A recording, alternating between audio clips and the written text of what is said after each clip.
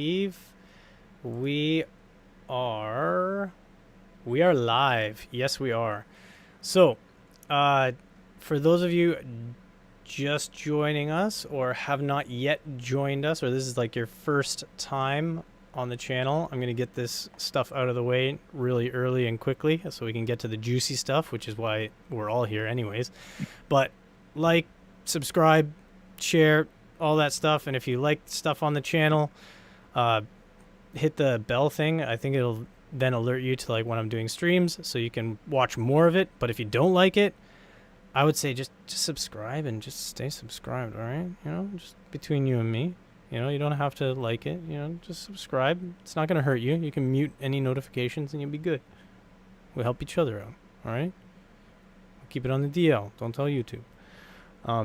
But tonight's stream, I really want to get into something that's going to help people out there who are looking to buy cards, and specifically people who are looking to buy used cards. There's a lot of people who are liquidating their mining rigs, and there's an abundance of cards out there now, and I think the abundance is only going to magnify as we start sort of shifting into the next gen cards. So I've got a couple of miners on the stream tonight. D was supposed to join us, but he has not joined us. He might join us later. I'm going to leave his picture up there just, you know, because he looks pretty. But I've got Coconuts, who is represented by the coconut, and 7970. These two guys are quite a bit more experienced when it comes to mining than I am. I like started mining in 2021, and yeah, I'm like borderline FOMO miner. All right. I've paid off a lot of my cards, but I haven't been mining long haul. And I think in order to get a good idea of mining cards and how those are going to perform for you, especially if you want to hold on to them for a while and use them in your gaming rig that you're building or you're planning on building, it's good to know from people who have basically mined cards into the ground and beyond the warranty period, and basically just run them until they died. I have not done that, and so I have no clue, and that's why I'm so happy to have them here.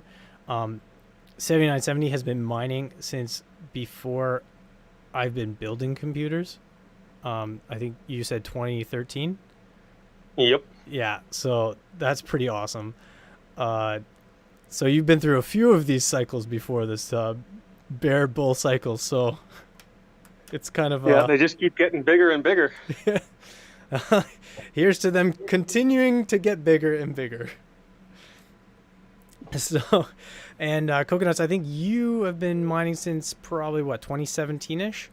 Yeah, it would have been 2017. All right, so you guys are like wildly more experienced, and it's actually kind of interesting. Like, Coconuts, you started mining on the last bull run, and then I think 7970 you started mining on like the OG bull run. Yeah, I got in about a month after Bitcoin hit the news for the first big time, which was like the bank run in Cyprus in like March of 2013. And people first started getting attention and looking at Bitcoin like, hey, wait a second, the bank isn't letting people have their money. So that was one of the first big exposures of Bitcoin to mainstream finance news. Yeah, it's like where people were like, wait a second, you mean the bank doesn't always give me my money when I ask for it? That's not okay. Exactly. And like, that was at Bitcoin $100 or so. Mm-hmm. Man, to have bought 100 at that, eh? Yeah, no, it's definitely. Hindsight's 2020. That's how we know that time travel hasn't been invented yet. Or has it? Exactly. And that's unless Satoshi shows up and said, "Oh, by the way, I'm the time traveler." Oh no, he is the time traveler. That was my theory at one point. Is that he's invented time travel and he traveled back in time from an era of cryptocurrency where it's been sort of overcome, and he came back, created his own cryptocurrency, put all this stuff into his wallet, and then traveled back to the future. And that's why nobody knows who he is, because he doesn't actually exist in our timeline. That's my crazy theory for the night. But but I want to get in. Crazy. I know, right? But I want to get into just like sort of let's get into like the first question. Like what has failed most often on your cards, like component wise? And like the answer I always hear is fans. So I don't know, is that the same with you guys or something different? What? For me, yeah, it would be fans. I've actually only had one go in all that time, and that was on a gigabyte. It took maybe, I think, an hour and $10 to repair. Yeah, I've had a lot of fan failures over the years. If you guys are comfortable sharing, what's like sort of your GPU count of like sort of the GPUs you've been through? So you can get sort of an idea of like the sample set. If you're comfortable. If you're not, don't worry about it. You just say, I'd rather not say. To be honest with you, I don't even know to answer that. I've had quite a bit and then sold and upgraded them. Yeah, I can't really give you a count. I can sort of give a rough count based on card generation Okay. because I sort of maxed out my power consumption at each generation. So I had probably 80 to 100 or so cards of the old HD 7950, 7970, 280X, 7950 or 7850, like basically the cards of that generation, the original good mining cards, probably 80 to 100 of those, and then sort of upgraded to the 390X and a few of those. I maybe had 20 or 30 cards of that generation, and then sold all those off when the RX 480 and 470 and 570 came out. Probably another 120 of those. Man. Let's see. And then sold a bunch of those off in 2020 because profitability was just sort of not very great. And then we had the nice big bull run again in 2021. And so I bought a bunch of more recent cards, and I got about 30 or so of the AMD 5000 series, and then 10 or so of the NVIDIA 3000 series. Nice. So quite the assortment of cards over the years. You've got quite the sample size here. Nice. Yeah, definitely. Something to add to that. I didn't have too many AMD cards. I did have some 570s, a couple 5000 series, and 6000 series, but not nearly as many as 7970 did. And that might be interesting to see component failure differences on them, because some of the old AMD cards, they build quality on the heat sinks weren't as nice, is what I found. I agree completely. On that note, I was mentioning it earlier before the stream. Component quality on sort of the cheapest card you can get of a particular model of the generation. Sometimes they do cut corners. Like just as an example, the one card I've lost the most of over the years is the MSI Armor series 470s and 570s. I mean, of the cards of that generation I've lost 10 of them, and I've only out of 120, and I've only lost one card that wasn't an MSI Armor or Gaming X series 470 or 570. So it's sort of weird. So I've got 110 cards of other models that were fine, and then I've got these ones that failed at an abnormal rate. Wow. So I agree with that. I used to buy up some RX 480, the armor ones. I used to buy it from retailers. Oh, D is here. I'd buy them really cheap, and then I would RMA them. Some retailers, they don't have the time. Some retailers, they don't have the time to do it. No, MSI is pretty good. You don't need the receipt. They just go from the time that it was shipped off. So.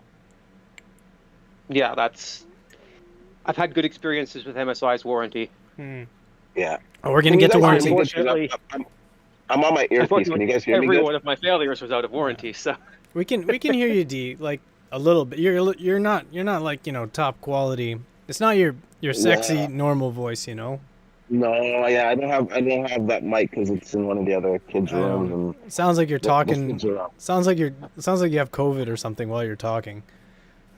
Oh man. Yeah, dollar store Mike. Let me switch headphones, see if it's better. Okay. All right, man.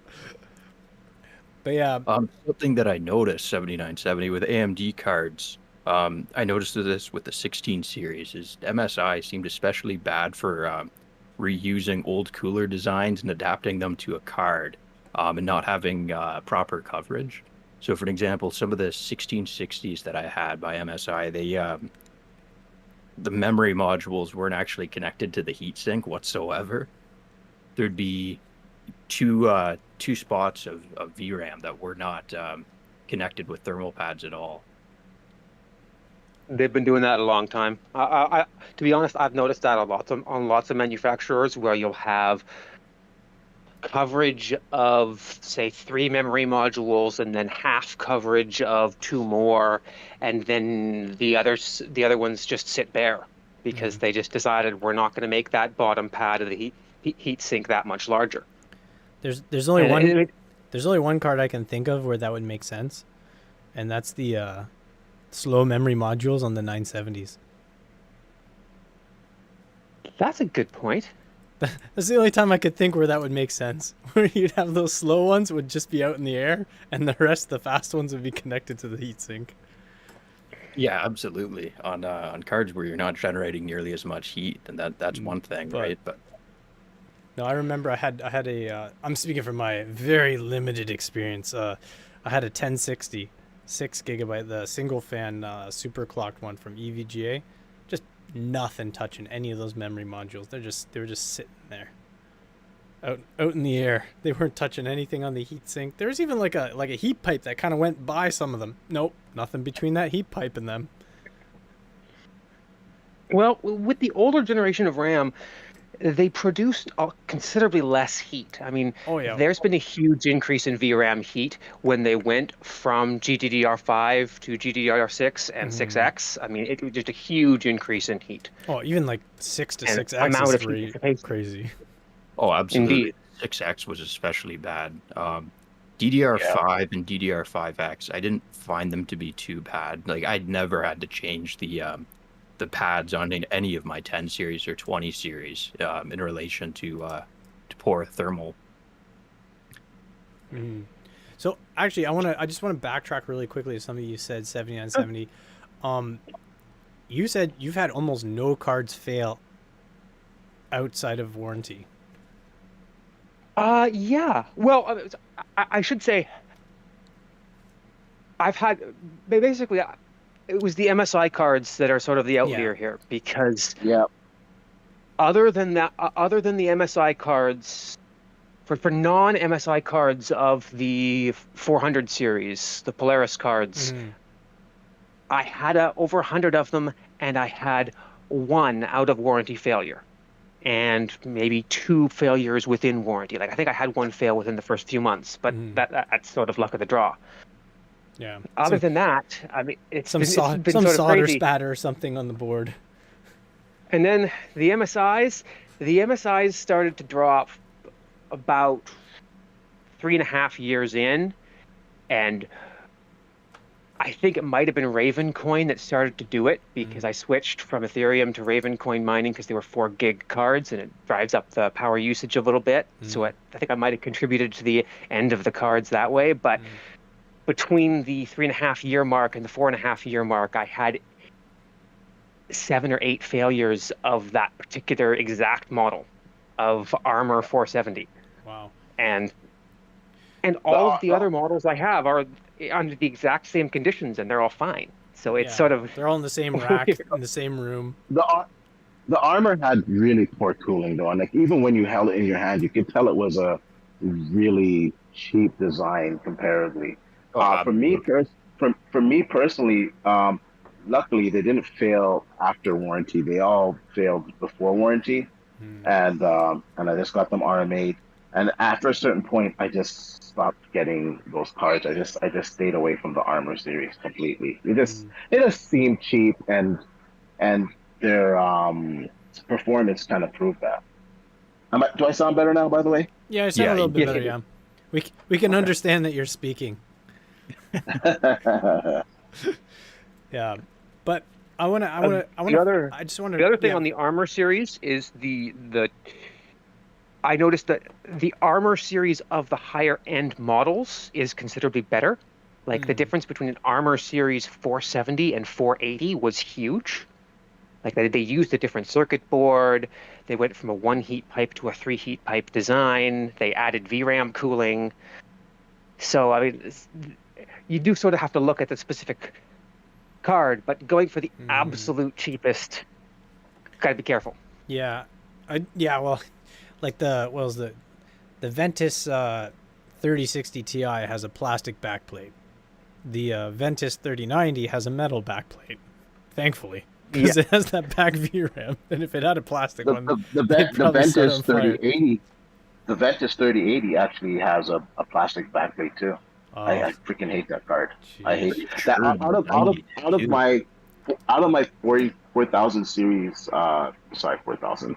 Thinking ahead. Out of my 3,000 series DPUs, by far, and I mean by far, the Ventus are the worst. They even my 3060 Ti throttles to a degree where I get like 60 off of it. My 3080, like I repadded that thing and everything, and it's still pretty crap. It's because the backplate, it just can't dissipate that heat properly. Just not enough metal, eh? Yeah. Yeah, and I just want to touch one more thing. 7970 with your 470 data, or is it the 570s that have been failing? They're the same thing, frankly. I Yeah, mean, 470 just, and 570 is they just changed a the mild number. overclock and Yeah. 10-watt difference in the power limit. So basically the same deal. All right. So, because you said you had about 100 cards, right? Obviously, not all of them. yeah, were, about not, 120, 130 over time. Not all of them were MSI, right? No, So I had about I had about 30 of the MSIs, and about 10 died. So it was like a 30% failure rate. And all of those, I mean, I got the full warranty length and Yeah. then some out of them of 24/7 mining, so I can't really complain. Okay. Except for the fact that the other 100 cards have only lost one. Yeah. Well, And that's a cross section of all the brands, kind of thing. So Okay. it's like every other brand got a 1% failure rate, and these guys are at like 25, 30%. Same conditions. So I think that goes. There must be gotta be some sort of component they chose for those cards. Yeah. That just wasn't rated for the hours or the heat. Yeah.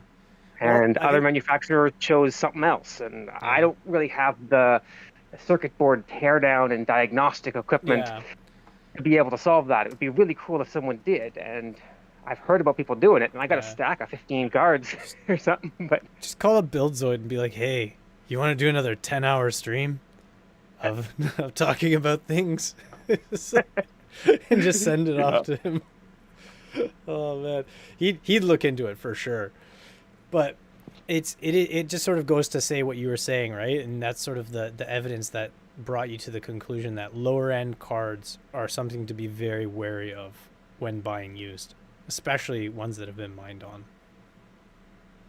yeah, I would definitely go for something that, at the very least, has VRM cooling and the voltage regulators. You definitely want something that's got decent voltage regulator cooling and RAM cooling, because most of the modern cards are pretty good on that.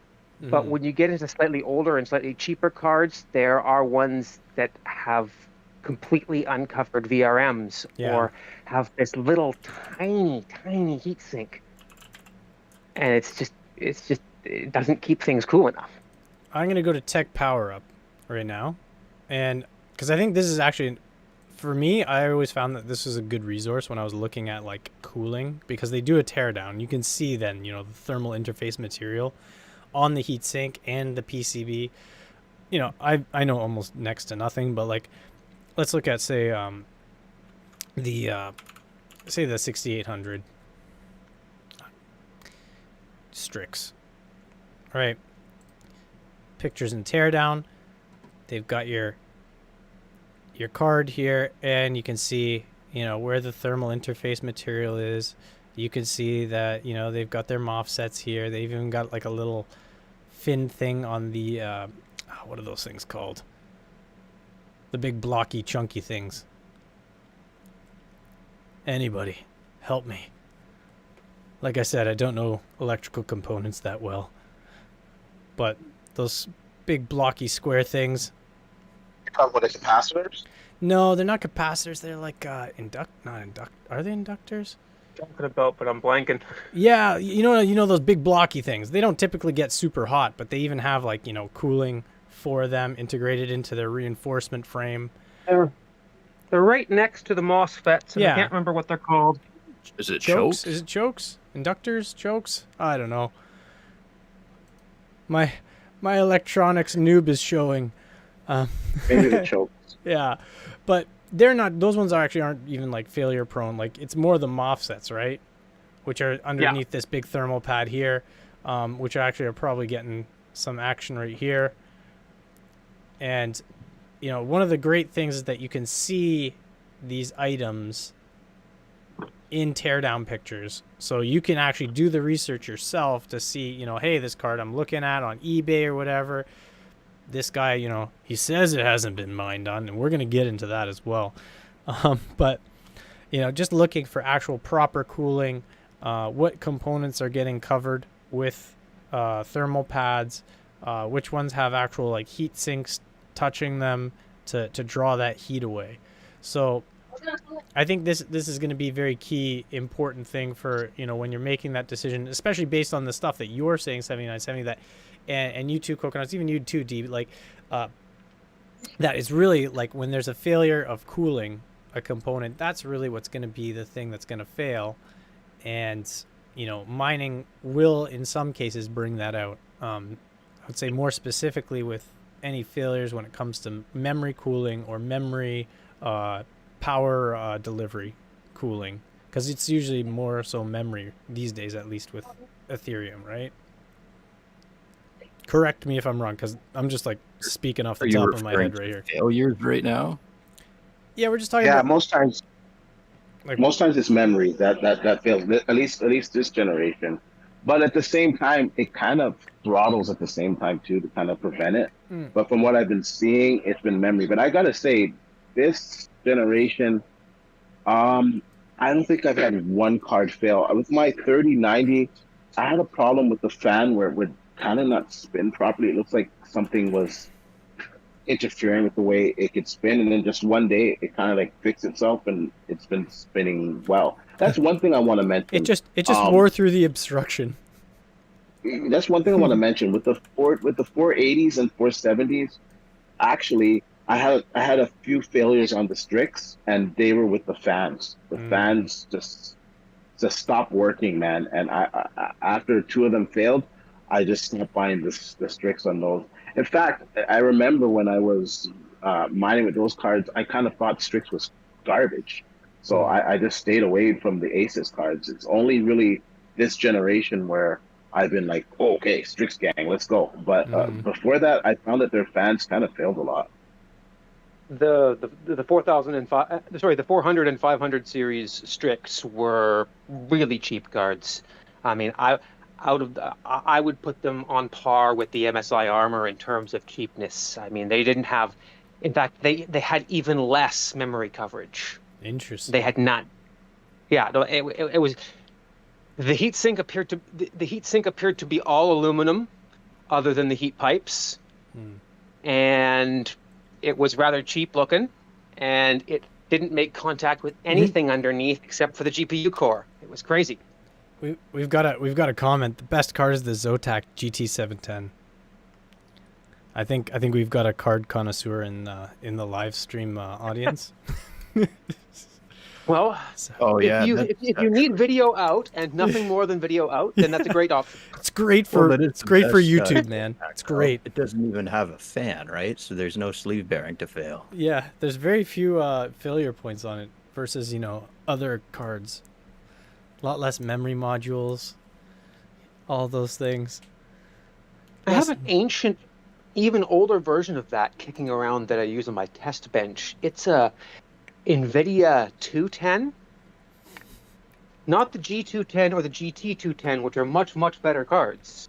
Somehow there's just a plain old 210, which is even worse. It's basically like the crappiest PCIe card ever made. It's got a SODIMM slot. Oh, man. Oh, guys, I figured it out. Those blocky things, they're VRMs. It's part of the VRM. Oh, okay. I don't remember what it is, but it's basically like one half is the MOSFET that's underneath the heatsink, and one half is whatever the hell those things are that I'm forgetting the name of that are right next to it. This LR22 deal. That's what we're talking about. But really, it's these little small black chips right here.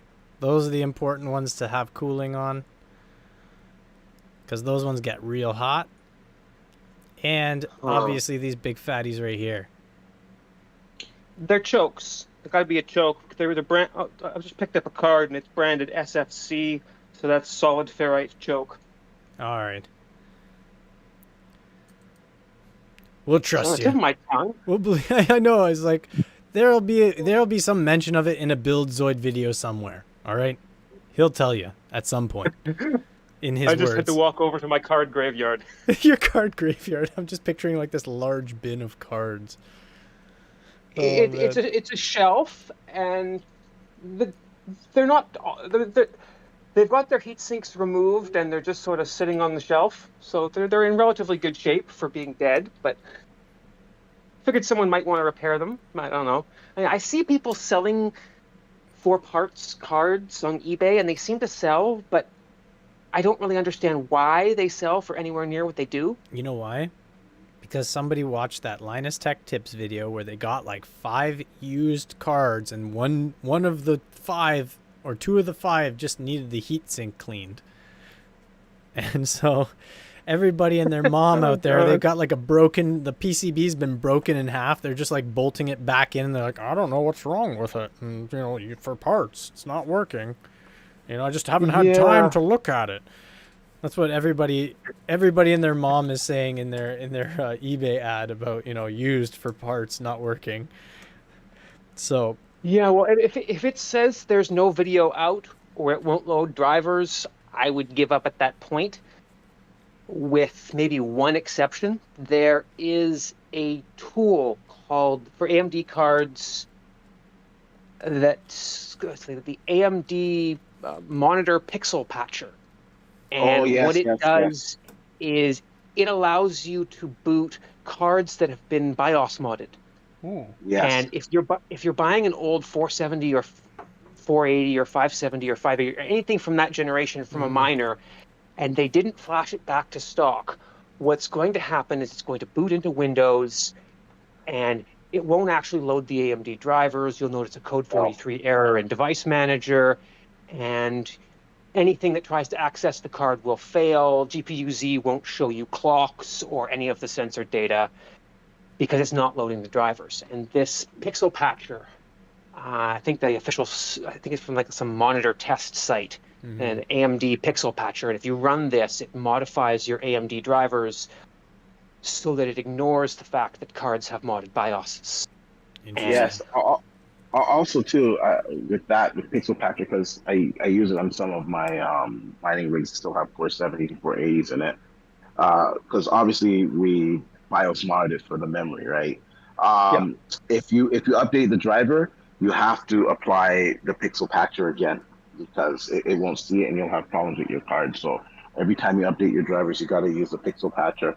But what also is good to have is ATI flash, because sometimes these guys they flash it with a bad BIOS or a bad attempt at modding the BIOS, and sometimes that'll cause the card not to work too. Sounds like something I'd do.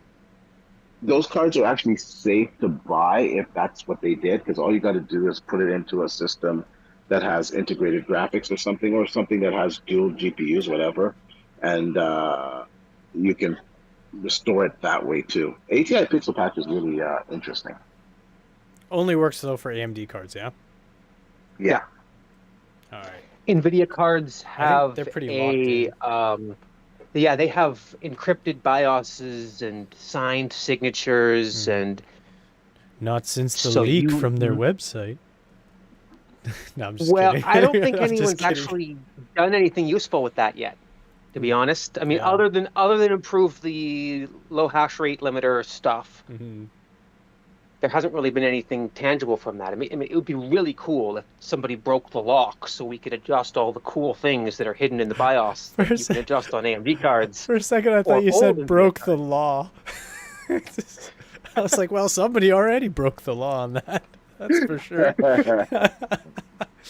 Oh man, but yeah, oh yeah. Any hundred is saying Tech Yes City has successfully repaired used cards he's gotten on Aussie Marketplace.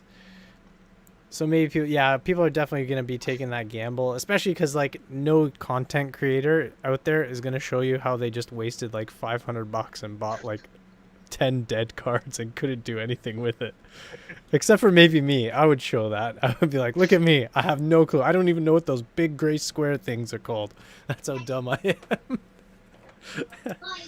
But all right. So I think we've got sort of an idea of like sort of what failures occur most, and I think for the general consensus is that it's fans are usually the thing that goes, and then some sort of component. On the subject of fans, I just want to interject that replacement fans for virtually any card out there can be had on places like AliExpress for relatively cheap. I mean, we're talking $10 to $20 a set. Yeah. The worst part is waiting for it to ship to you. Indeed. That's it. For popular models, actually checking Amazon.ca is a reasonable option because somebody's been stocking the Amazon inventory with stuff they got off of AliExpress. Well, and so, which kind of makes sense with the sort of the big influx of people mining, right? There's like somebody has foreseen that there's a market of people who are going to have fans failing, and they're going to probably want replacements very quickly. Which I would say, hey, if you get a card that has maybe more than one fan, and one of them fails, you should be all right for the time when you're waiting for your AliExpress order to get to you. Yeah, I noticed with my one fan that was off on the 3090, it still kept temperatures relatively cool for the most part. I did see a few extra degrees on it, but for the most part, it was cool. Yeah, that's the thing, man. Waiting for some of the stuff from AliExpress can be a pain in the ass, man. Especially if you say you have a major failure where like 2 of your fans are down, then that's kind of stuff. But yeah, I agree. If one fan is down, if it's a 3-fan card, you should be okay while you wait. If it's a 2-fan card, I don't know. Yeah. It's probably already lacking some cooling. I've got experience with 2-fan cards losing a fan, and for the most part, I mean, they get hotter. They don't really fail. I mean, I notice every once in a while when the temps get out of range, but they still function fine. I mean, I've been lazy for the past couple of months. There's 2 cards I've got deployed at a different location in a basement, and I know each one of them has lost a fan because one of them is 15 degrees hotter than all of its sister cards, but the core is only 67 degrees, so it's not the end of the world, right? Yeah. I mean, it's a little bit hot, but you're not bothered. That's lower than where most of these cards would be in a gaming rig on a stock fan profile. Oh, for sure. So, well, especially if you've got it on like the silent BIOS switch. Indeed, I mean, I'm just thinking of that exact card when I sold one recently, throwing a good one with 2 fans in the test bench, and it averages 72. Yeah. And he's saying in the comments here, nothing a $10 fan from Canada Computers and some zip ties can't fix in the interim, which is true. If you're like super desperate, you just disconnect that fan and you put another one, just strap a 120 mil on the empty eye socket where the fan used to be, and just blow air in there. What I used to do is I would important note on that is you want to connect to the motherboard. Yes. Not to the card. No, don't use the fan header on the card to power that fan. Yes. No, because don't do they're pinned differently and have different scents and all sorts of stuff. Oh, What I used to do.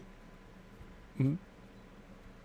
Sorry, man. I'll let you finish your sentence. Sorry, man. Oh no, go ahead, D. Go ahead. No, Go ahead. what I used to do when those cards would fail, I would get those I forget what the hell it's called. It was NXT though. It was like a little bracket that you could put on it and convert it to liquid cooling with a normal AIO.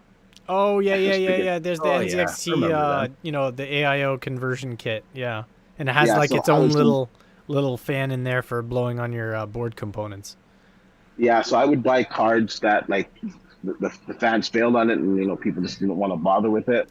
I would buy those cards and just convert it to liquid cooling, and just put it in a build or something. That's how I've been strategic in avoiding failures on my more expensive cards. I just put a block on it.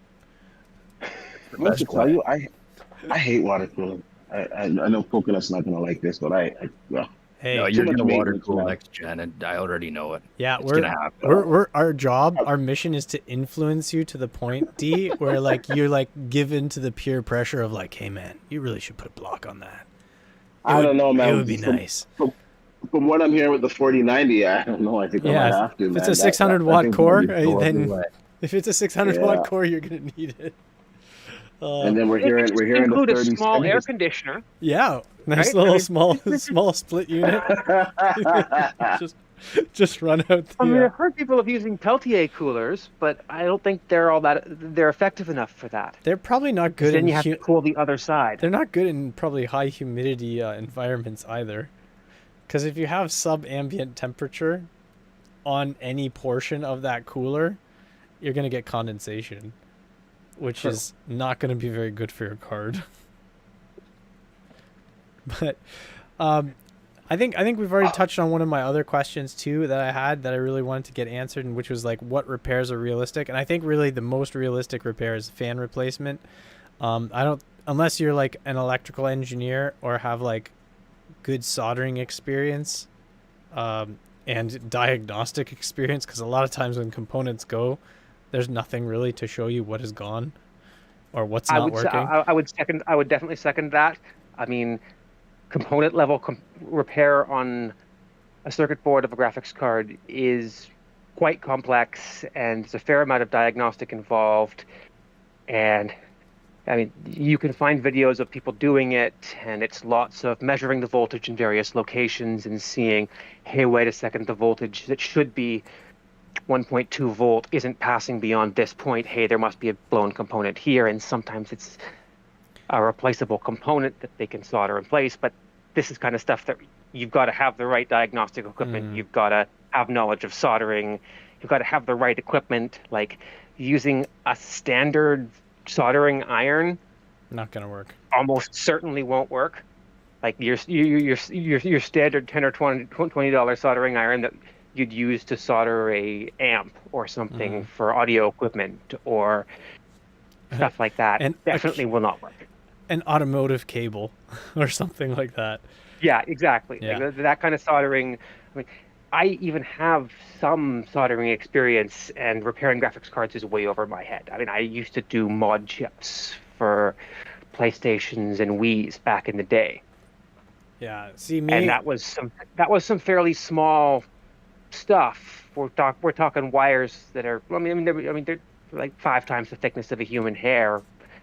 So it's kind of insane trying to put them onto pins, and don't drink your coffee before that. But I would never want to do it again. Yeah, it doesn't sound like fun. No. I'm just talking like from my experience in electronics class in college.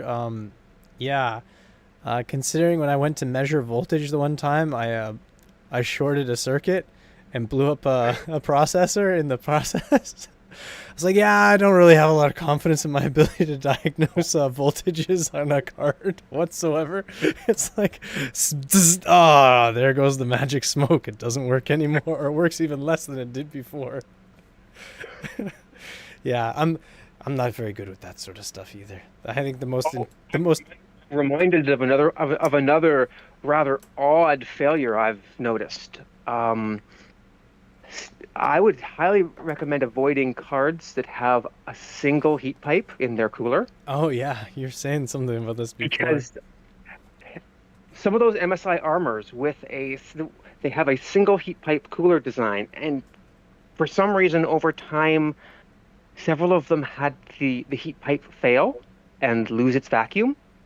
And for those of you that don't know, a heat pipe is basically a hollow copper tube filled with some copper mesh, and then they put the copper tube under partial vacuum so that the moisture inside condenses and it evaporates at a lower vaporizes temperature. And condenses and vaporizes as it moves through, and it sort of conducts heat through the pipe.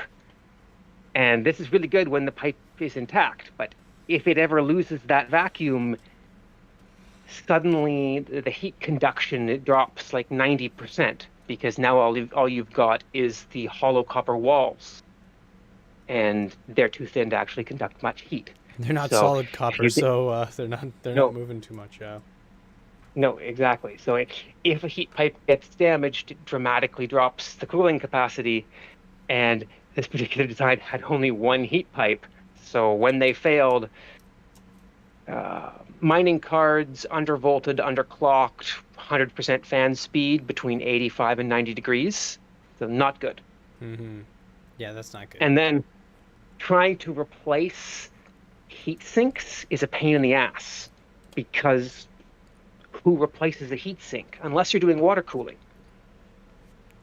Yeah, right? I mean, there really aren't very many options for the heat sink metal to replace on a card. You just got to call up Coconuts. He'll probably have like 10 of them, because all of his cards will have water blocks on them. Yeah, that's true. He's probably got boxes of heat sinks. He's like, just as long as you return it if I have to do a warranty thing. The other problem is that every heat sink is subtly different in terms of shape and components on the board, and half the heat sinks I tried didn't fit because there was a component in the way. And then I realized, hey, I can use these needle nose pliers to bend the fins to create clearance. So I managed to modify some heat sinks and slap them on. And just use an old hammer and chisel. That'll clear it out nice. I just had to bend and mangle 10 or so of the fins in one little particular area, and then I had clearance. And you can't even tell once the shroud is on; it's back on the card. Yeah, no, fair enough. All right, so I think, let's see. Now I've got another question for you guys.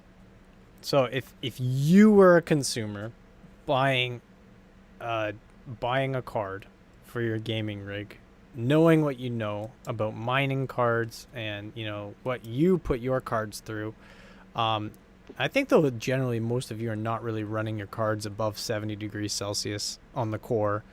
I don't think many of you are putting your memory either upwards through the roof. I think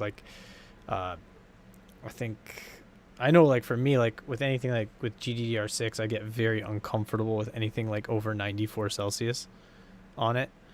So I'm assuming most of you are supposed to be rated for high, but I gotta echo you on that. I mean, just because the manufacturer says, yeah, it's okay for it to go to 110 doesn't mean staying up there all the time is gonna do anything good for longevity. Mm-hmm. It's gonna degrade it. You're gonna get degradation for sure, man. If you're running it that high. The only card, like I said, that I have running, like the Ventus, like that thing, it goes to 110 and then it just throttles. Like I just like, there's nothing I can do. It'll just throttle. Yeah. Like, no. It is what it is. And that's why I don't feel comfortable going above 94, even though maybe that's even pushing it too much. Who knows, right? I think on the average, most of these cards, they sit around 90, like normally without you doing crap to it, right? They sit about 90 when mining. Only that stupid ass Ventus. Even my FE 3080s, those are pretty good. Like I see some of the guys, they got lower temperatures on it, but still, mine's just still pretty low, man. So just that stupid Ventus card, It's the worst of this generation. I don't even think the Zotac cards are as bad as the Ventus this generation. MSI's also got the mech series is rather low end as well for the MSI on the AMD side. Mm-hmm. It's also got it's also a dual fan plastic backplate, you know. Yeah. Although I got to defend those plastic backplates. I would much prefer a plastic backplate over no black backplate, because I've 100%. seen a couple of cards over the years that have lost components off the backside, and that sucks. That really sucks. Wasn't I can't remember. I gotta go look at my card now. But is it the armor that one? It was either the armor. One of the MSI cards has no backplate at all, man. Which one is it? Well, I know my 1060 Superclock doesn't have one. I think a lot of the lower end ones don't have any backplate at all. I had an MSI Gaming X 1060, and it had a plastic backplate on it. But that plastic backplate actually saved it from a beer spill. So, those plastic backplates, man, you gotta love them. Save my card. I remember the EVGA black cards also didn't have. Some of them didn't have. Most of them actually. I think it's just this generation the EVGA black cards got backplates. I'm pretty sure. Even some of the 3080 blacks don't have it. Yeah, the black editions don't have backplates still on the EVGA. Jeez, buying a card for like $600, $800 and not getting a backplate? Not at all, that's right? Horrible. Cheap. I know. I mean, put a copper sticker on there or something, guys. I understand when you're selling cards at the $200 or $250 or $300 price point, you might want to skip the backplate. But when you're going above that, give us the plastic for protection at least. I know, right? And you only save, I think, $20 or so going with the black versus like the XC3. Well, and not only that, but they aren't, as far as manufacturing the cards, they're not the backplates are super cheap. They're just stamped metal. Oh, especially EVGAs. They're all stamped metal. And they're thin gauge aluminum, and there's maybe I would think maybe applying the graphics to them is the most expensive part of that backplate. Which, why not just cheap out on your graphics and your get rid of some of the RGB and put a metal backplate on. Seriously. I think it's just market segmentation. Just trying to create a product that justifiably can exist at a lower price point. So they sacrifice things like the backplate, or my favorite example, when AMD wanted to create a 4 gig card back at the release of the RX 480, but they didn't have a 4 gig card. They just deactivated 4 of the modules. So they just flashed on a BIOS that could only address half the memory. And slapped a sticker on the box that said 4 gig over top of the 8 gig. Yeah, it was literally a sticker over the sticker, or over the printed box. Yeah, I remember that. And then anyone who bought one within the first, say, 2 or 3 months of launch could just flash on the 8 gig BIOS, and it was indistinguishable because they came off the same production line. Yeah. Yep. I downloaded. You just downloaded more RAM, right? Yeah, I downloaded 4 gigs of extra RAM on so many cards. It was the only time you could download more RAM. Legit. Yeah, crazy. Oh, man. And it's all because they wanted to be able to say, hey, we've got a card at $179 US to go with our $200 card. And they didn't actually have a card at that. Couldn't actually make one that cheap at that moment. They were expecting, okay, well, 4 months from now, when the AIB cards come along, they'll do the 4 gigs with actual 4 gig memory. So most of the reference cards I bought ended up being 8 gig, but I also bought 2 right at the end of those that unfortunately came with actual 4 gig memory. And I'm like, I can't add more RAM to these. But they're still running right now, so I can't really complain. I mean, launch was what? Middle of 2016, and they're still mining right now.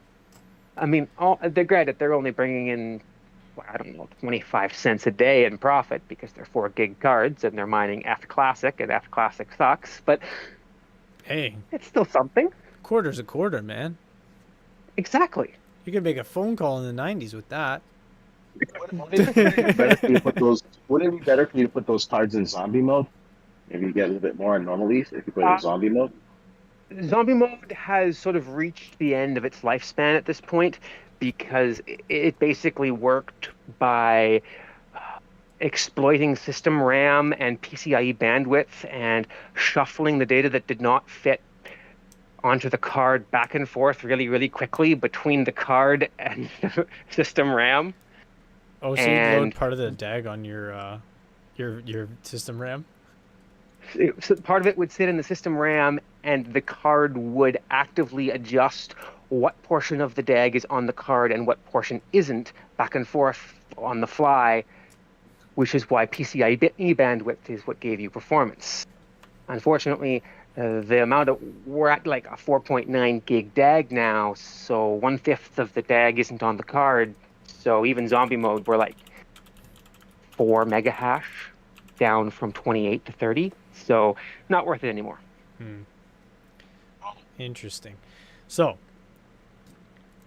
I want to move on just quickly to because I want to leave some room for some stories, because I think there's some good stories between us in regards to mining experiences, etc.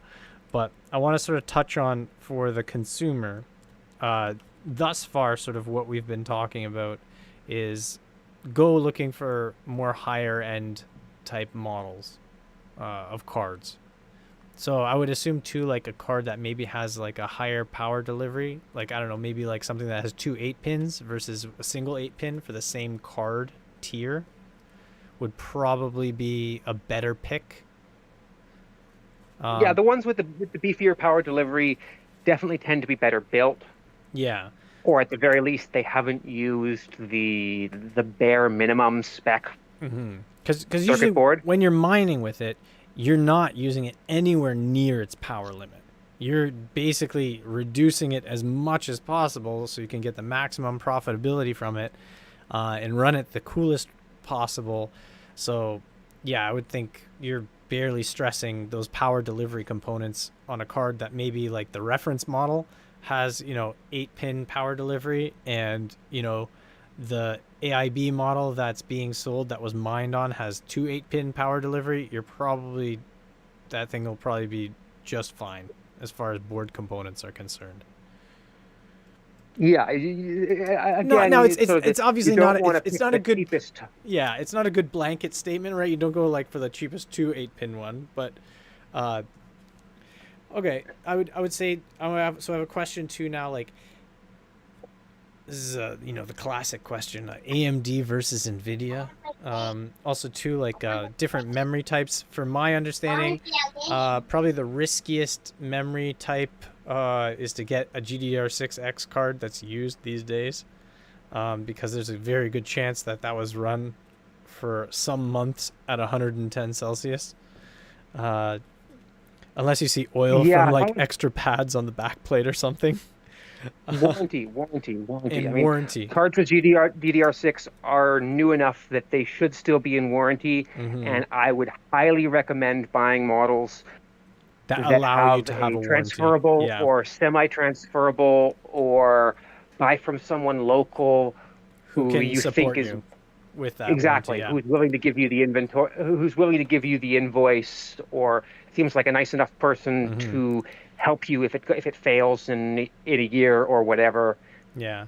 MSI. I know I've slagged them throughout this stream, but their warranty is quite good.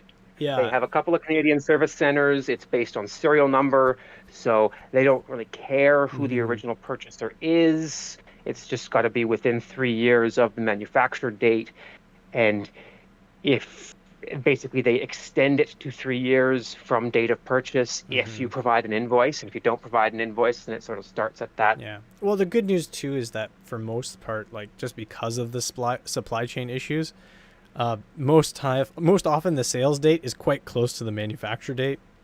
It's not like, it was sitting on a shelf for like a year and then it was sold.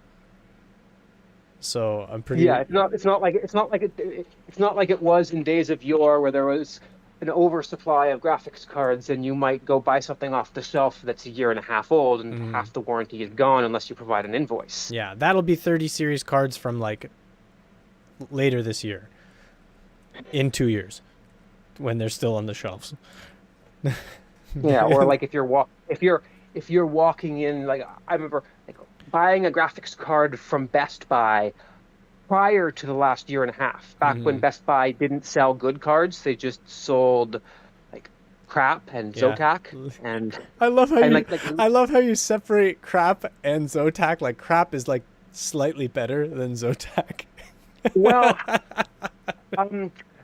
they used to sell AMD Reference. They used to sell like Diamond brand. They used to sell.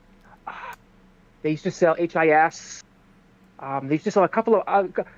They would always be sort of like the Vision Tech. They used to sell Vision Tech as well. Like lots of the obscure brands.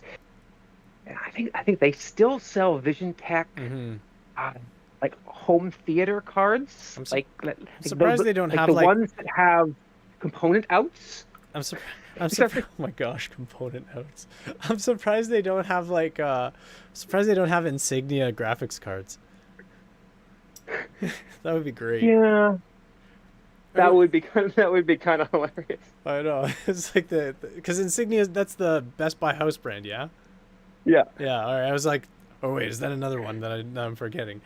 Okay, so I think, yeah, for the most part, warranty I think would be a good thing to think about. I think like you're saying, MSI, EVGA is like super easy as well to transfer. And I think too, what you were talking about too is that somebody who can offer you warranty support.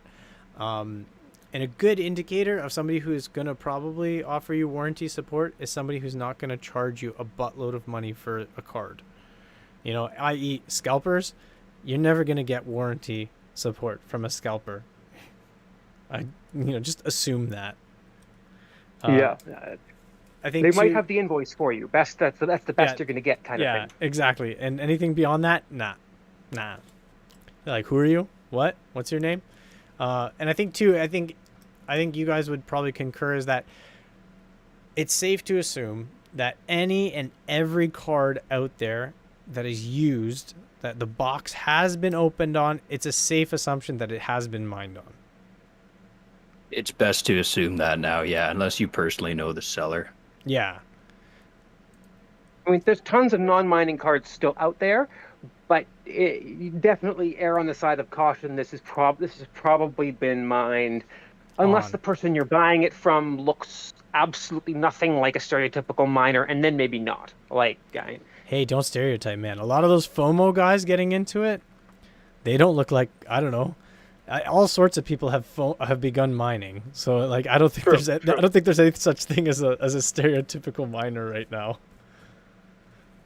Cuz I think like, there's people like buying laptops and, leaving them cracked open and mining on them and like it was nuts, man.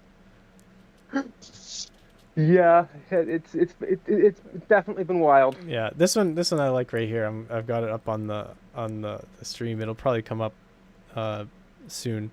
It's a Zotac 2070 on eBay here, and the guy obviously he wrote this thing in mobile because there's like this super narrow region of text, but it's like I'm using it now. I'm only selling it so I can upgrade. Never been mined on. And I'm like, I don't think so.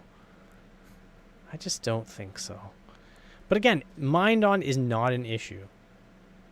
In my opinion. It is if it's a Zotac. Warranty isn't transferable at all if the previous owner registered the card, and they usually do because Zotac gives you, I think, an extra 2 years warranty. If you register it. Yeah, and then they will not transfer that at all. Mm-hmm. So yeah, don't buy Zotac for a bunch of other reasons too. Yeah. Or get the original purchaser's contact information if they've registered the card. Yeah. But You could do that. It's just the argument stands that other brands are available with better build quality, better fans for pretty much the same price. So even if it does fail and this person was willing to help you, it'd be much less of a headache to go elsewhere. Um, Zotacs were reasonable cards to purchase when the shortage was at its peak. But now when you have options out there and people aren't as desperate, I don't really see much of a point.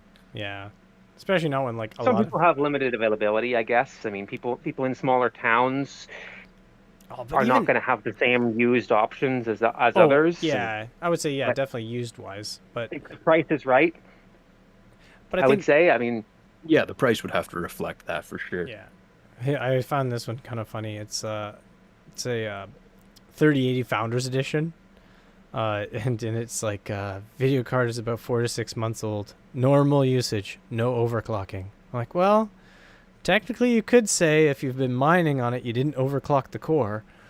You probably underclocked the core, so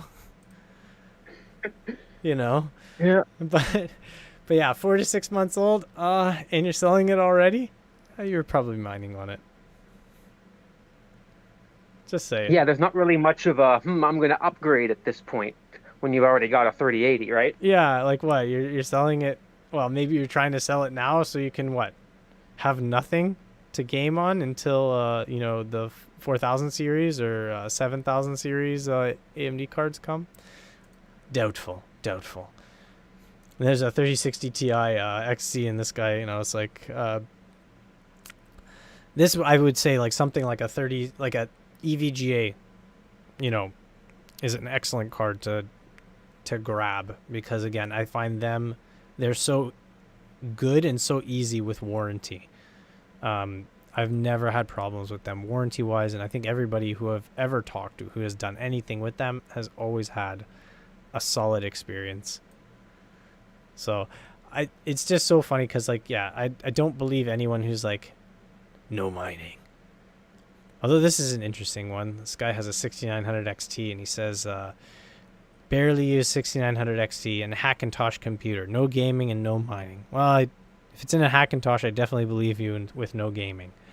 But as far as no mining, I don't know. He's got a good excuse. I'll give him that. Yeah, it's like Hackintosh. All right, story checks out. No gaming. Well, the 6900 XT isn't great for mining either. Like it's the same. It's not a very good one. But yeah, that's not a good one. But it also probably has much better. I would say a 6900 XT that's been mined on is probably going to be better than a 6800 XT that's been mined on. As far as for gaming, yeah, definitely. No, but I'm saying even overall, just for longevity wise, because that 6900 XT has a massive cooler on it, and much better power delivery, higher TDP on the board, and mining with the 6900 XT is not going to be that much. I had a 6900 XT and I was mining with it for a month, and then I finally sourced a 3090, and I was like, I'm gonna sell it, and it was only getting 61 mega hash, and it was staying nice and cool, but it's a waste. Yeah, exactly. So I was more useful for other things. Yeah, I was like, I'm not really using it for gaming, so that 3090 will be great, and it'll mine nicely. That was back in August 2021, and I'd say it's getting pretty darn close to paying itself off. Nice. So that's always a nice deal. But yeah, I would say a lot of times, Founders Edition cards, I don't think the warranty is transferable. So you got to make sure that you're nice and close with whoever's selling it to you to get any sort of warranty on it. Asus, I've heard different stories about warranty with them. Granted the tough cards, they're military grade, so you shouldn't have any issues with them.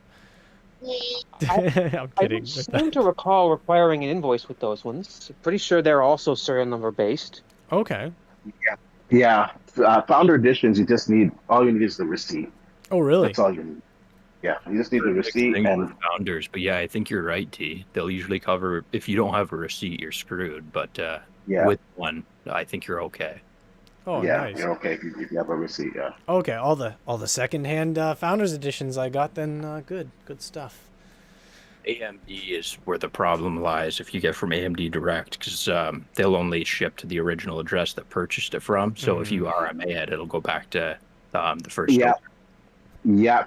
Ashmere gave us a heads up on that when he sold his card to somebody and he had an issue, and then he had to do the RMA for them and send it to them. So that kind of sucks, to be honest with you. I think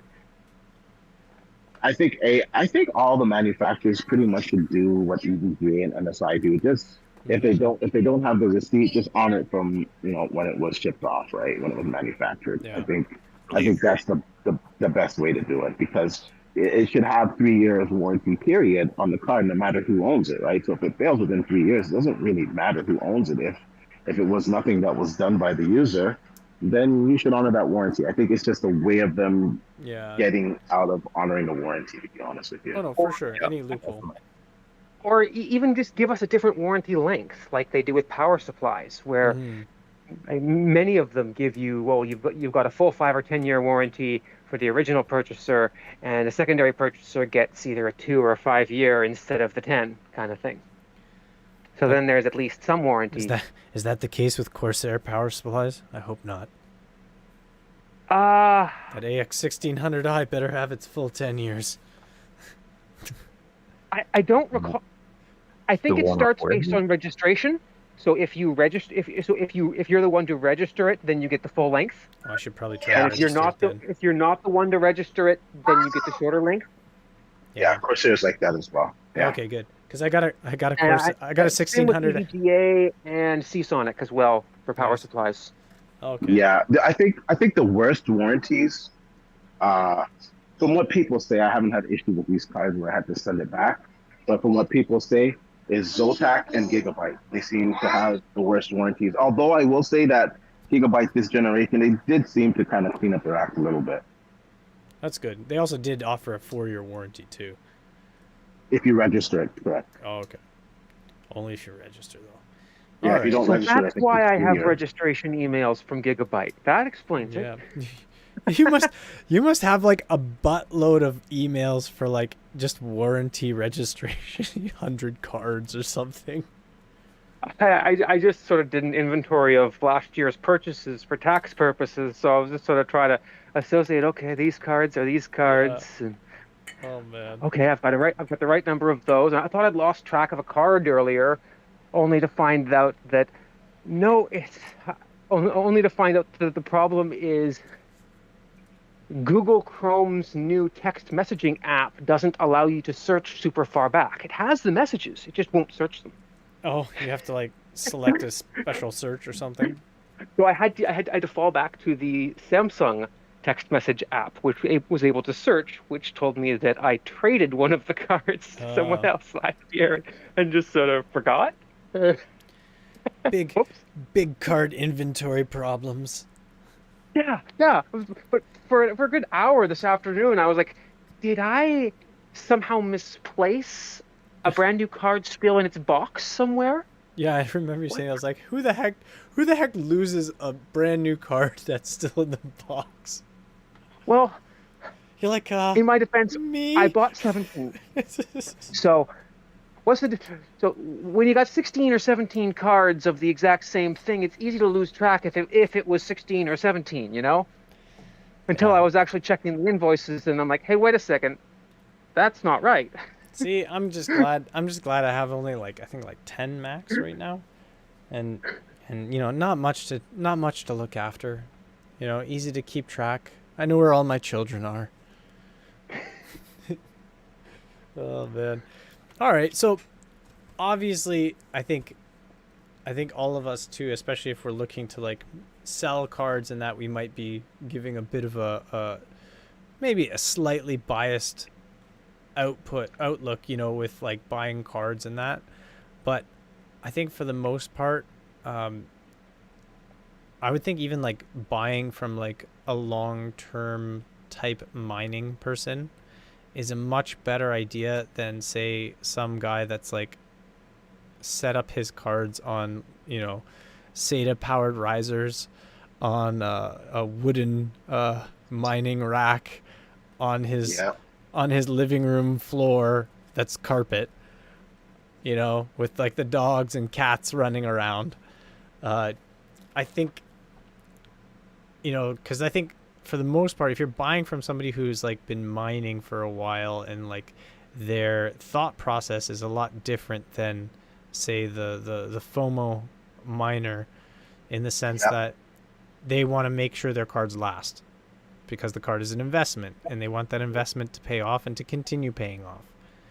And not only that, just if you're a serious miner, if you want to get the best performance out of your card, you got to undervolt that. And once you undervolt it, you're getting the temperatures under Mm. control. Of course, the heat is under control, and that card's just it's just going to be running better. Listen, graphic cards can like run for years. Like people don't understand. Like I built so many PCs. Of course, I'm in mining, and honestly, like apart from like those MSI armors, like I very rarely have failures on cards. Like it's for the amount of cards that I get, the failure rate is really low. GPUs have a good survival rate.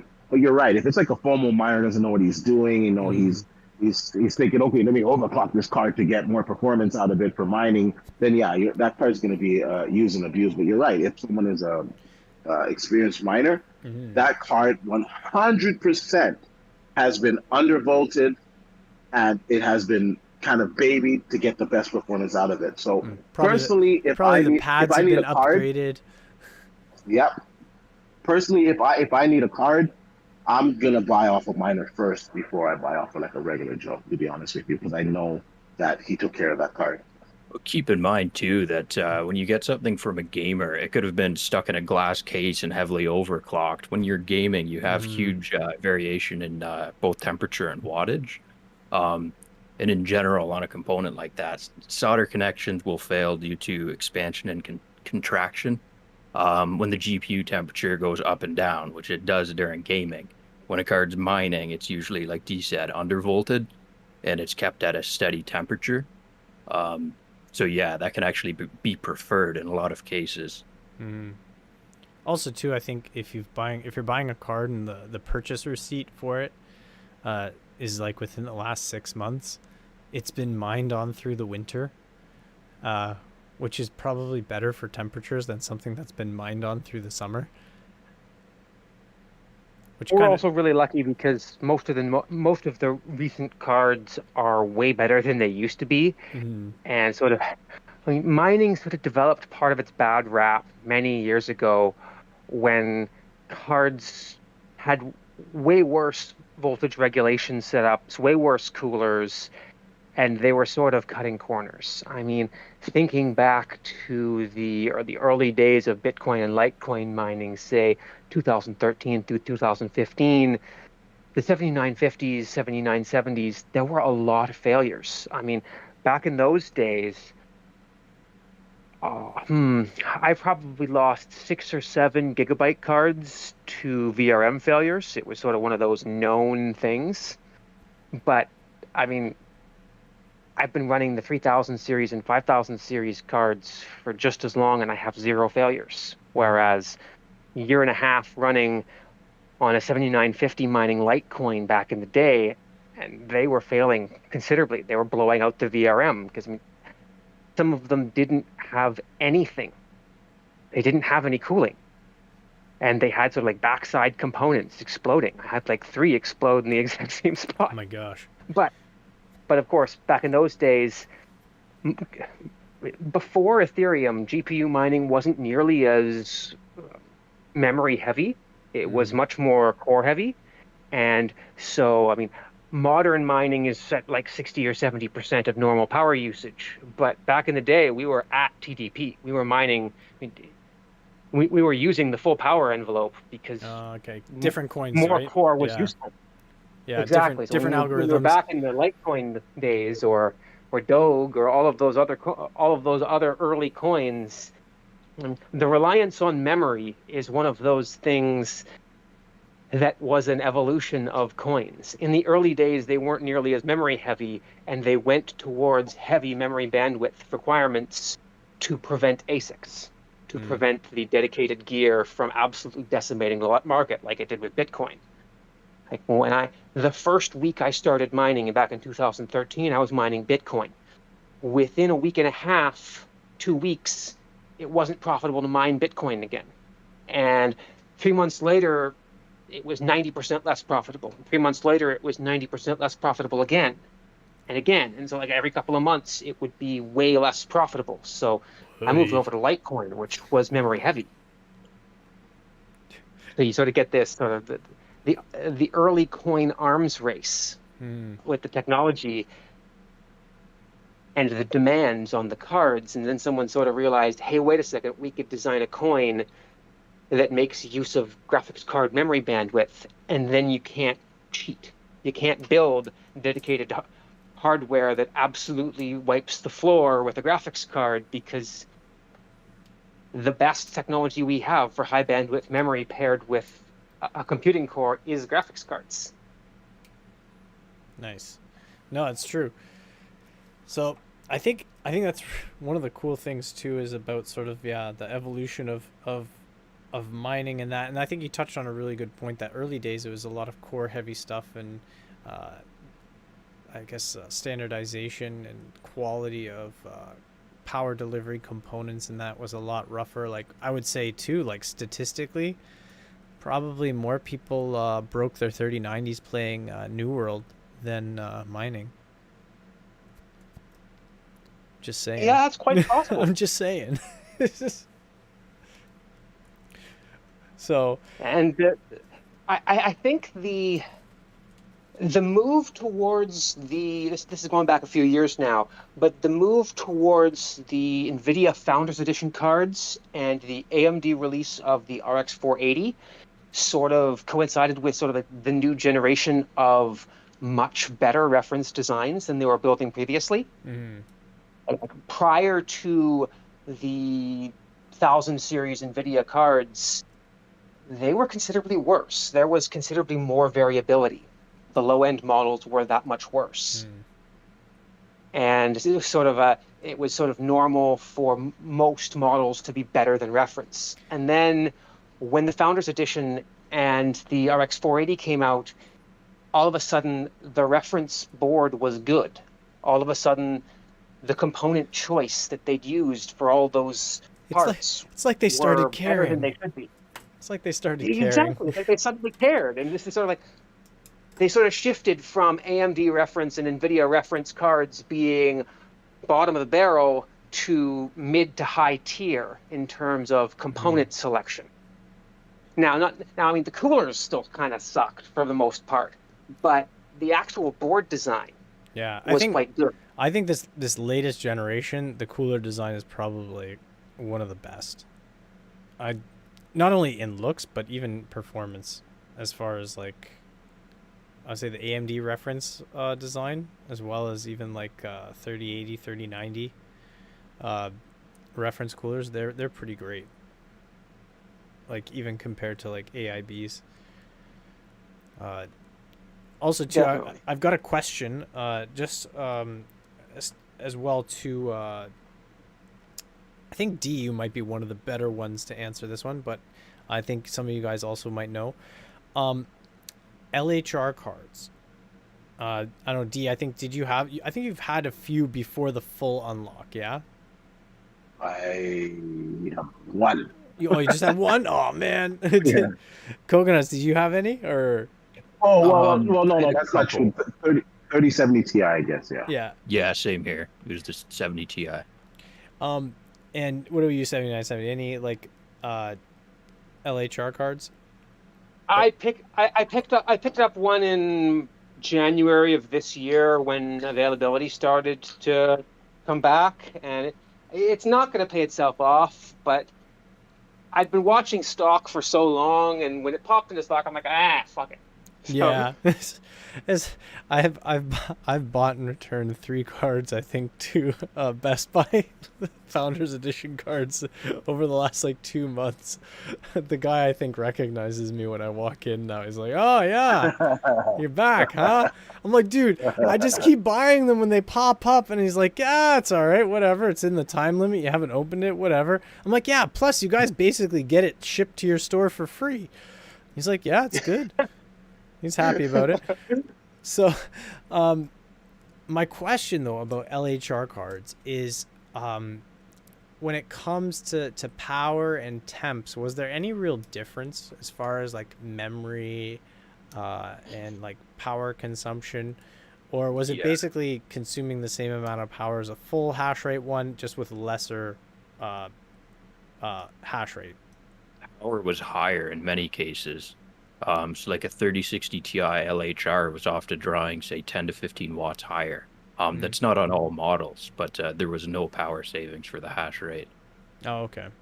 Because I had a question. I was like, sort of like thinking, I was like, all right, like maybe LHR cards might be good in the sense that, I think a lot of people were buying LHR and they're just like, screw it, I can still mine and make money on them. I'm going to buy them and mine with them. And I was wondering if maybe that LHR sort of brought down power consumption or temperatures, which would make them sort of more desirable as far as like if you're looking at it from heat and strain from temperatures standpoint. But from what it sounds like, not really. No, they consume more. It's one of those situations where in theory it could if implemented right, but the way they did it, nope. They wanted to make it even less nice for mining in the sense that it consumes more power. All right, so definitely then so if you had a choice between a low hash rate 3080 from August 2021 and a full hash rate 3080 from May 2021, so before LHR, and they were both mined on, you would be like, I want that full hash rate one for sure. If they were both the same 100%. Card, both had the same basic warranty, one maybe had less, obviously, because it was from May versus August. But you'd be like, I want that full hash rate one. 100%. Like, I'd want if I had the choice, I would choose the full hash rate one, just for the simple fact that I know that card has not been limited in any type of way. Just for that alone. Just based on that principle. Annoyed. Not even based on like longevity or anything like that. You're just like, I just don't like it being limited. Yeah, the LHR thing, I was really annoyed when they did that because, in all honesty, it didn't change anything. Yeah, it really didn't. People just settled for LHR cards. That's all it was. So just for you just to limit it like that, AMD, they just kept their cards going the way they were designed. It is what it is. If they were going to go that route, they should have baked it in from the beginning. They should have baked it in from day one. Yeah. These cards are mining limited. If you want to mine by these other cards, they're actually available. That would have been a fair route to go. Mm-hmm.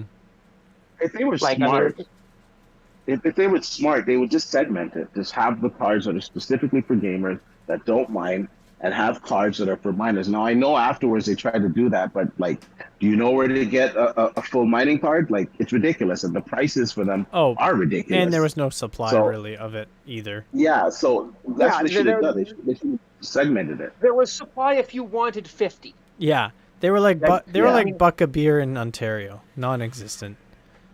At one point, I had a supplier that could potentially get some to Canada, but it was like minimum 100 or something. Minimum. How many crates of 20 would you like? Kind of situation. Basically. And I'm like, well, no. Yeah, no thanks.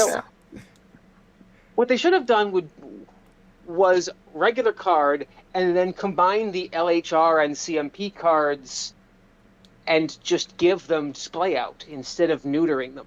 Mm-hmm.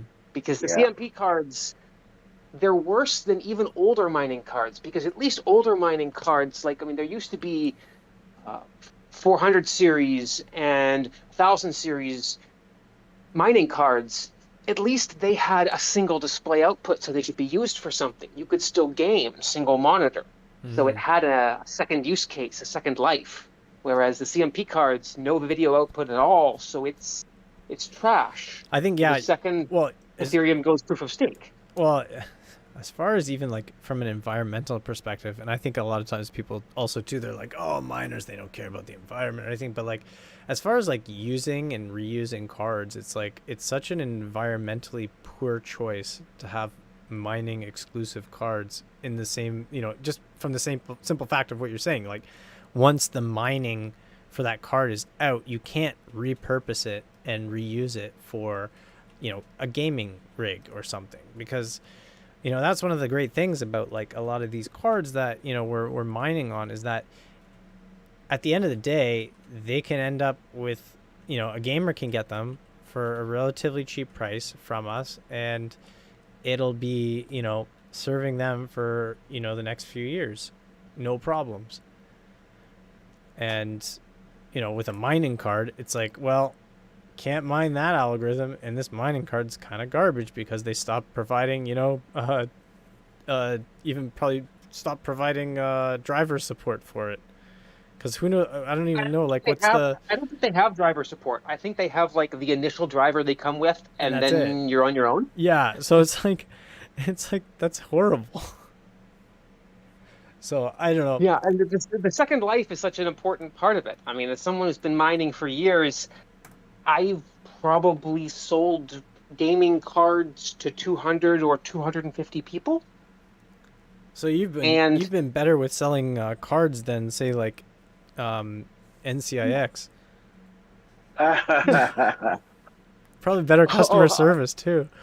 Hey-o. Funny enough, I actually offer a warranty on the out of warranty gear that I sell, because I have such volume that and my failure rates are so low that it just sort of makes sense. If something fails within the first 6 months, I'll swap it for another one. Yeah, and also too, it's like, you also have that experience, right?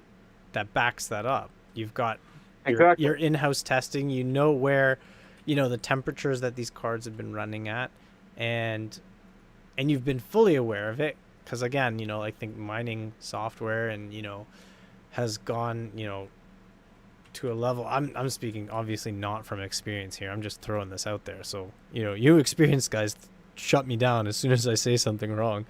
But I think even like being able to monitor temperatures and the state of your cards is so incredible right now. Like you can basically real time check on your cards.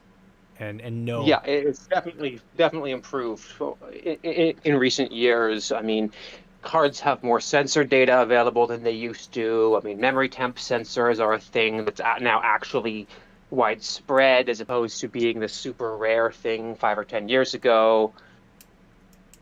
And we've got better remote access. There's operating systems like Hive, so I can check on the status and temperature of all of my cards from my phone with a slick graphical interface, and that's really cool. Mm-hmm. It's not like the old days when you had to go into the basement and power on the monitor that you have connected to the output card. And I used to have a TeamViewer business subscription in order to access the 28 or so rigs I had running. My God, so it was 28 rigs. Yeah, this guy running his industrial mining operation. Yeah, when I maxed out the power available at this particular location, which was 200 amp panels, I ended up deploying rigs to friends and family's garages and basements, and giving them free heat and a share of the profits. Nice. You're like, hey, you've got some extra circuits you're not using. Can I use them? Perhaps I'm not sure if I should mention this during this particular "Hey, buy your cards from miners" stream or not, but I guess I should mention some of the more abused cards, because there have been a couple over the years that were. I had a rig that sat in the kitchen, and it was out of the way. Do you eat a lot of deep fried foods? And it wasn't my kit. It wasn't my kit. It was a friend's kitchen, and it was buried off deep in the corner, out of the way. And I'd sort of forgot where it was. And so when temps ended up getting bad, I went to check on it, and holy shit, was it dirty. Is it like one of those like terror things where it's like just covered in hair? This was weird because the hair had caught, I guess it was kitchen grease and tar and so forth. Oh my. And so there was this bizarre ring of tar around these were MSI armor cards that had that little white shroud around the fans. So it's like a circular white ring, and the circular white ring was brown Oh my. because the dust bunnies had picked up grease and tar and spread it on them. Don't smoke in mine, kids. All right, you No, heard it. You heard it here. My God. I would say if you're buying cards, I would say stay away from Zotac and Gigabyte cards, just for the simple fact of warranty reasons. I would first be going after like the EVGAs, the MSIs, the cards that you know that the warranty is transferable, because we're going into the next generation, and it hasn't been 3 years since the last generation. So some of these cards, depending on when they were bought, they're going to have at least a year warranty on them. Yeah. So those would be the first cards that I would look for, and then the rest of it's kind of the luck of the draw. I'm blanking on Gigabyte because I've done a couple of Gigabyte RMAs over the years that went well. I think the problem with them right now is that because they offer the extra year if you register, people who've registered have sort of ruined the semi-transferable warranty that used to exist.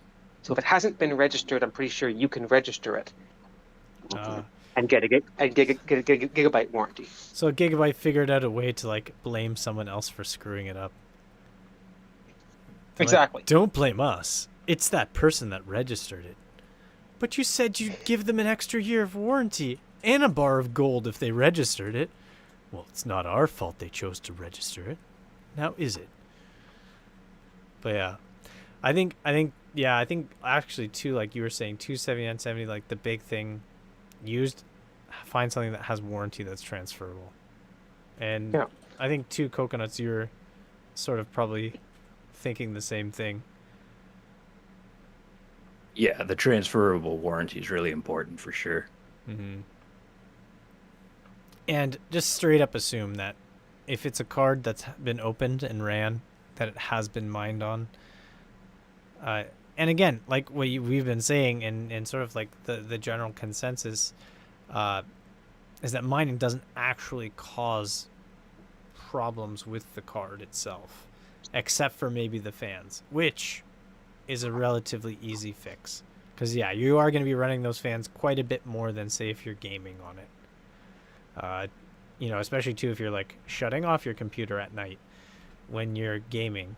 If you're a gamer and you're just gaming on it, you shut off your computer at night. Some people don't, but even if you don't, usually it's sort of sitting idle anyways at, like, 0 RPM fans at night. And, not running at, like, 95% fan speed 24/7. Yeah, those zero fan features do have a slight impact on longevity long term. Oh, as far as like board components, right? Yeah, indeed, because the VRMs are not getting much airflow. I mean, they're not throwing tons of current through those components, but at the same time they're idling 30-40 degrees hotter than they would otherwise. Yeah, but I'm saying like you leave your computer for the night and it's asleep. Yeah. On. It's like it's on, it's asleep. I don't think your anything on your board is getting above 40 Celsius when your computer's asleep at night. So, but like what you're saying though too is that if you have it sort of set on a 0 RPM and you're using your computer, then you have those issues with the temperature. Indeed. Yeah. So I think that's a pretty good a summary though of sort of what I wanted to get at with this stream is just like, if you're looking for a used card, I think the bottom line is get something that has warranty that's transferable. MSI and EVGA are some of the top folks for transferring warranty. I think too there's mention that if you have the receipt, you oftentimes can, whether the receipt has your name on it or not, you can claim warranty for Founders Edition NVIDIA cards. Is that correct? And then Yeah, that's correct. and then the Also, big Asus. Asus as well. Asus. Yeah. Yeah, Asus. I'm not sure if the warranty is transferable anymore. I'm not sure on that, but I do know that if it's not registered, that they'll also go from the manufacturing date. Oh, okay, and so probably the same deal with Gigabyte, but because of the way they structure it, there's a good chance that somebody has probably registered it. If in doubt, ask the seller. Yeah. Has this been registered for warranty? Kind of thing. And I guess technically too, if you ask the seller if it's been registered and they tell you it hasn't, and they're selling it to you on eBay and you receive it, and you try to register and find out that it has been, you could probably open up a dispute and get them to take it back. Maybe. Because they said it wasn't, and it was. True. So they misrepresented the product. So I think there would be a case against them in that regard. eBay, you can return it for pretty much any reason. They're very buyer focused. If you bought a graphics card and said it smelled bad, you could return it. It smells like plastic. Not that I advocate that. It but smells like plastic. I don't like it. It's like yeah, the graphics card's made of plastic. It has silver in it, and it scares me. I think it's haunted. That's just coil wine. It sounds like a ghost. I want you to take it back. Is that rust? Is that rust? On some cards, yes. So visual appearance of a used card is kind of important. I mean, if you notice things that don't look right, they might have been in bad conditions. I mean... Oh, yeah, like sort of pitting on it, stains. Pitting, stains, signs of corrosion on the fins. I mean, some cards just sort of have fin corrosion as one of those things that happens after a couple of years. But if it's super, super bad, they might have been in less than ideal conditions. Now, with that said... I had a couple of rigs back in the 7950 280X era that spent about a year and a half outside, like actually outside. In what sort of climate? In what sort of climate? Is this like a hot, humid climate? A cool. Well, I'm on the west coast. So humid. Lots of rain. Humid, lots of rain. Not much snow, and these were sort of in a really nice weatherized location, so there was no concern about actual rain. Okay. It was just sort of making use of outside air for the cooling. Okay. Because back in the day, a 5-card rig was 1,000 or 1,200 watts. I was just thinking, like those 4x 8-pin power connectors going into a card. And not only that, the cards were dirt cheap by comparison. So today, a 250-watt card costs you more than $1,000. In terms of, from a mining perspective, a card that uses more than 250 watts or 200 watts while actually mining is like $1,000, $1,500 more. Whereas back in the day, a card that used 200 watts while mining was $179. Yeah. So for every $1,000 you've invested in mining, the amount of heat and cards you have was so much higher back then. It's like you're running into power constraints when you just have like 5 cards versus like nowadays when you can have like 20 cards and then you're running into power constraints. Back in the day, you could not make a rig with more than 6 or 7 cards and run it safely on a standard 15-amp circuit because you can only pull 1,400 watts or so continuous from a 15-amp circuit. And when you're... So it was kind of ridiculus. Wait, you can only pull 1,400 watts? Let me go check my power thing right now. It's like, you can pull. There's a 20% rule for continuous versus intermittent load. So if your power draw is continuous, you can only pull 12 amp instead of 15 amp. Yeah. So that means you've only got 1,440 instead of like 1,800 watts of capacity on a 15 amp circuit. because right now I'm pulling like 1100, so it's not really that big of a deal. But it's a heat of the wires in the wall concern. Yeah. Because if it's an intermittent load, the second the load is off, the wires are cooling down. Yep. But if it's a continuous load, the heat is always there. You've built up a steady state amount of heat, and it dramatically reduces the capabilities of the wire. And as it heats up, wire connections. As it heats up, the resistance increases, which increases the heat, which increases, and it creates this sort of runaway. Exactly. Yeah. So because it never cools down, potential power is less. Oh man. So it was quite crazy. I hear you. The good news is that, funny enough, again, one of those things I probably shouldn't say on this particular stream, but the cards that were outdoors were sold many years ago, and I sold them with a warranty. And I told people, if this dies, let me know. Even if it's after the 6 month, I want to know when these fail. I've been telling people that. Please let me know if and when this card fails. I just want to know for longevity reasons. I've had 4 returns out of the, I don't know, at least 200, 250 cards I've sold. Not bad at all.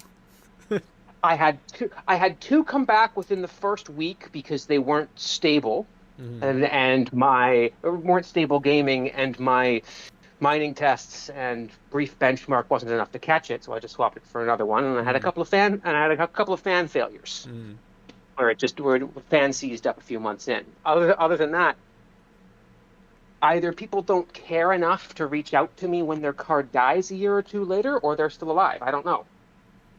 Yeah. Wow. But there's certainly no. So they're quite. I'm very open about it. And there's certainly no spate of people returning. Hey, my card died. Hey, my card died. Yeah. So, well, they're pretty hardy. I think too. One of the things, like, I think, you and a few others are saying too, is like, look at the pictures on eBay.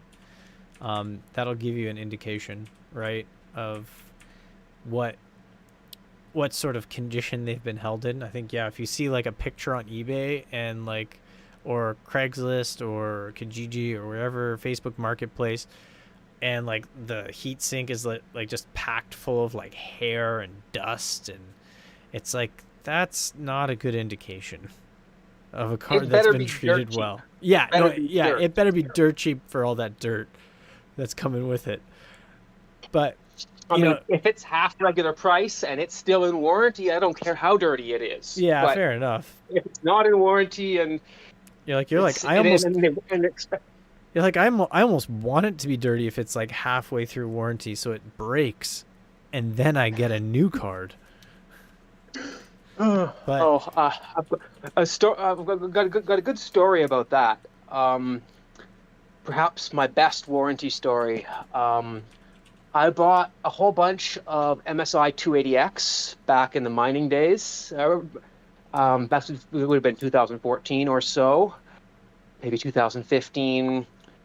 And I bought them off of a miner who was downsizing, and his wife was complaining about the number of rigs in the basement. So I ended up with these cards. I ended up with 12 of them, and about 1/3 of them already had seized fans.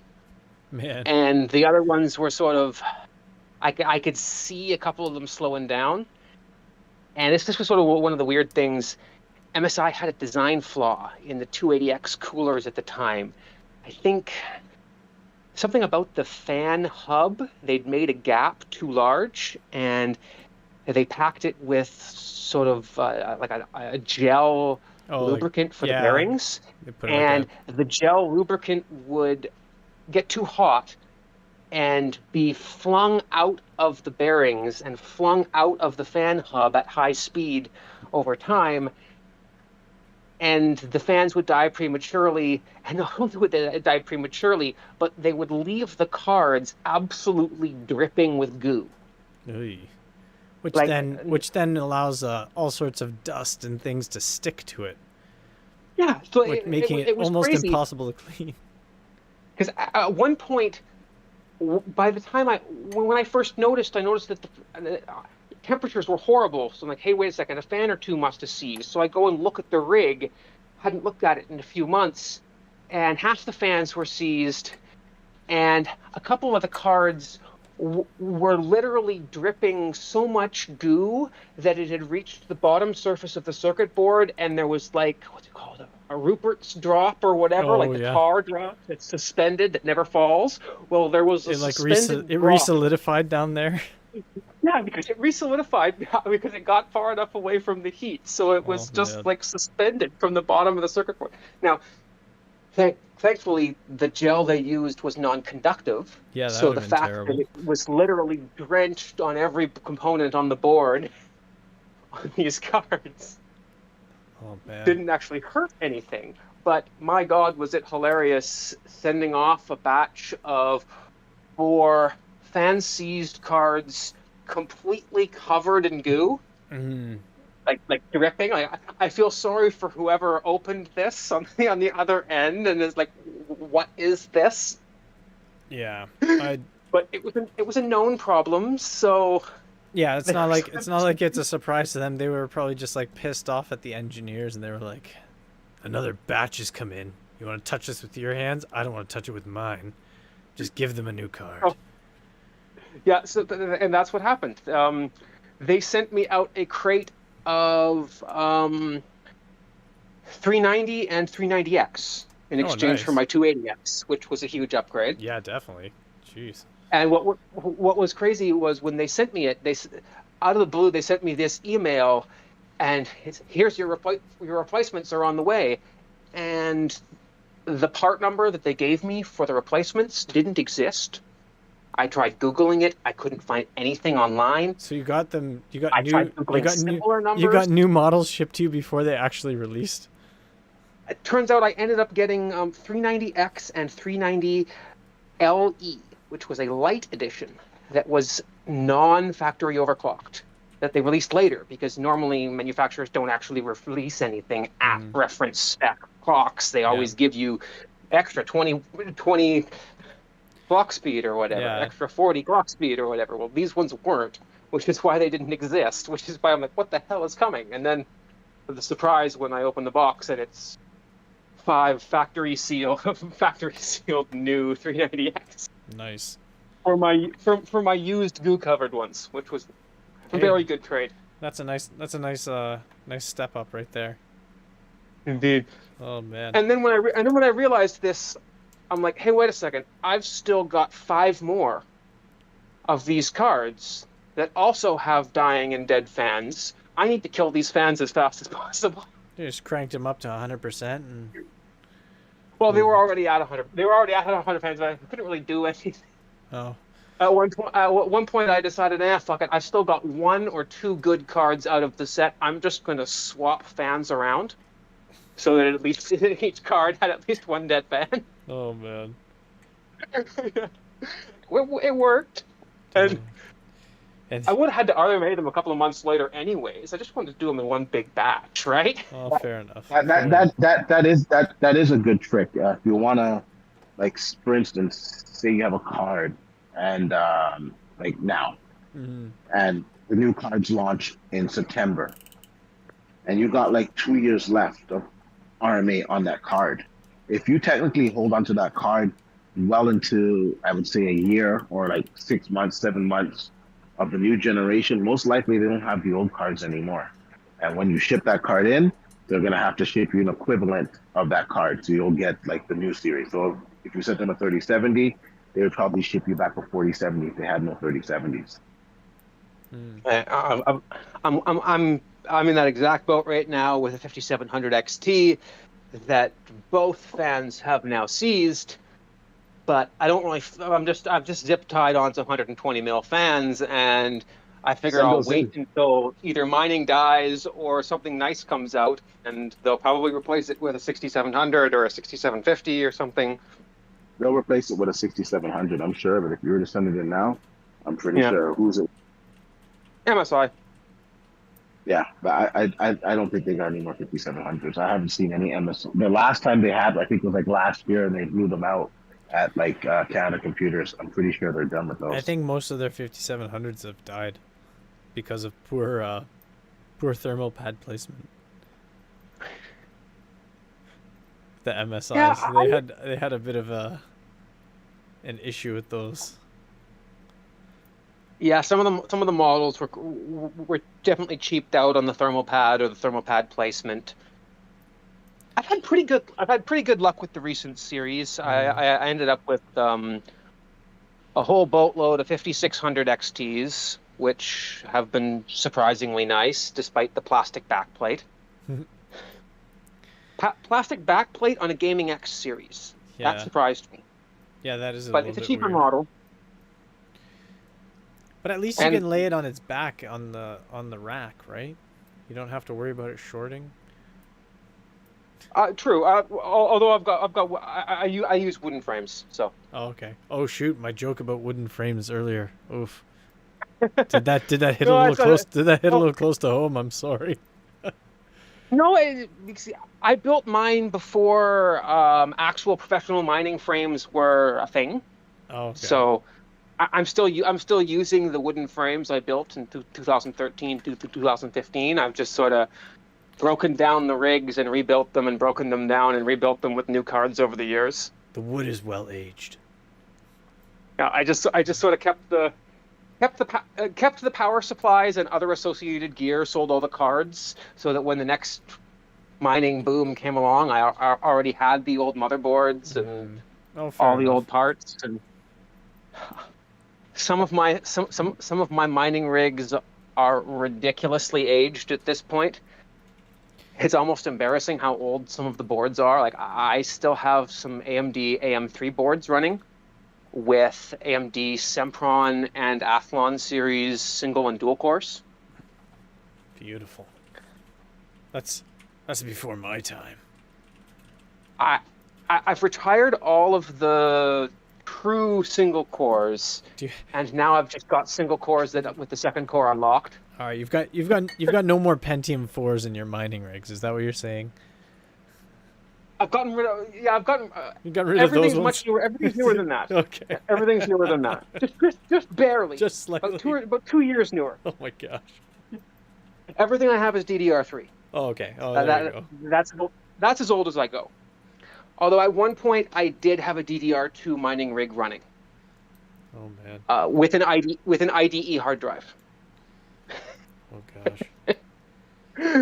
Yeah, so that big fat ribbon cable going to the hard drive. Core 2 Duo, original Core 2 Duo series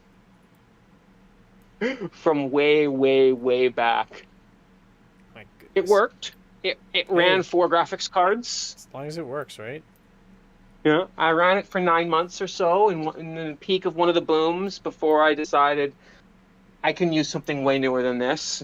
Mm-hmm. Found a new $40 board to replace it. Nice.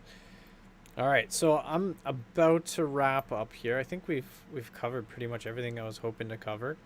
Yeah, I kind of went off topic there a little bit. No, it's all good. It's all good. I think it adds to it, and it's it's good. It's interesting stuff to hear. So I'm not gonna like shut it down because it's like it is interesting.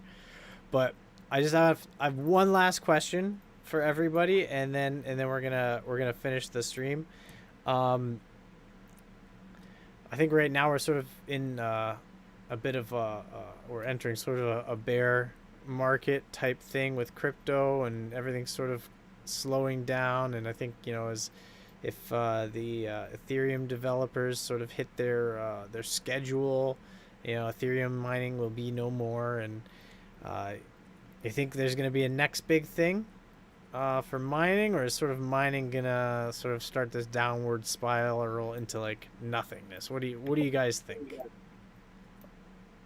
For the perfect situation, it'd have to be Raven, and obviously the amount that Raven is worth would have to go up for it to be worthwhile.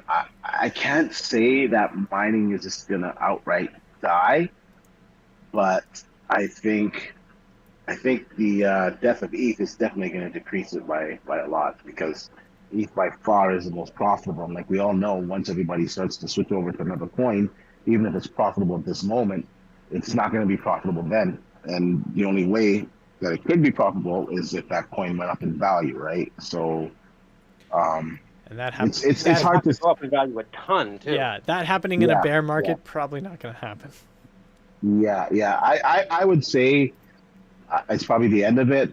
Just sit on your coins, hold. If you got extra cash, like I'm talking cash that you can afford to lose. Never invest what you cannot afford to lose. So say you got like 10K that you can invest, and if you hope to grow it, obviously. But if you lose it, you'll be okay. You don't have to sell the house. I would invest in ETH before we say any of that, I just want to say we are not financial experts, and we cannot be held liable for anything said on this stream. Do your due diligence in doing your research, and any purchases you make are your own decision. All right, go ahead. Go ahead. Say whatever. But if we are correct, we do want to cut. Yes. Yeah. You got to OD a tip.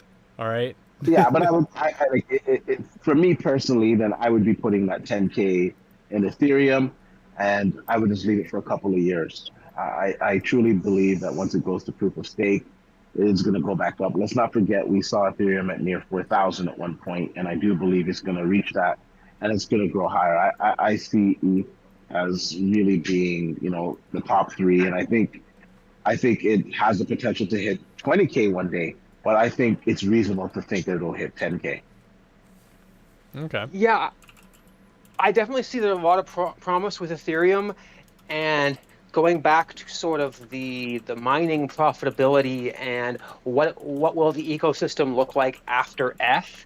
I think the best way to look at this and get a sort of perspective is how big is the mining ecosystem for each coin right now.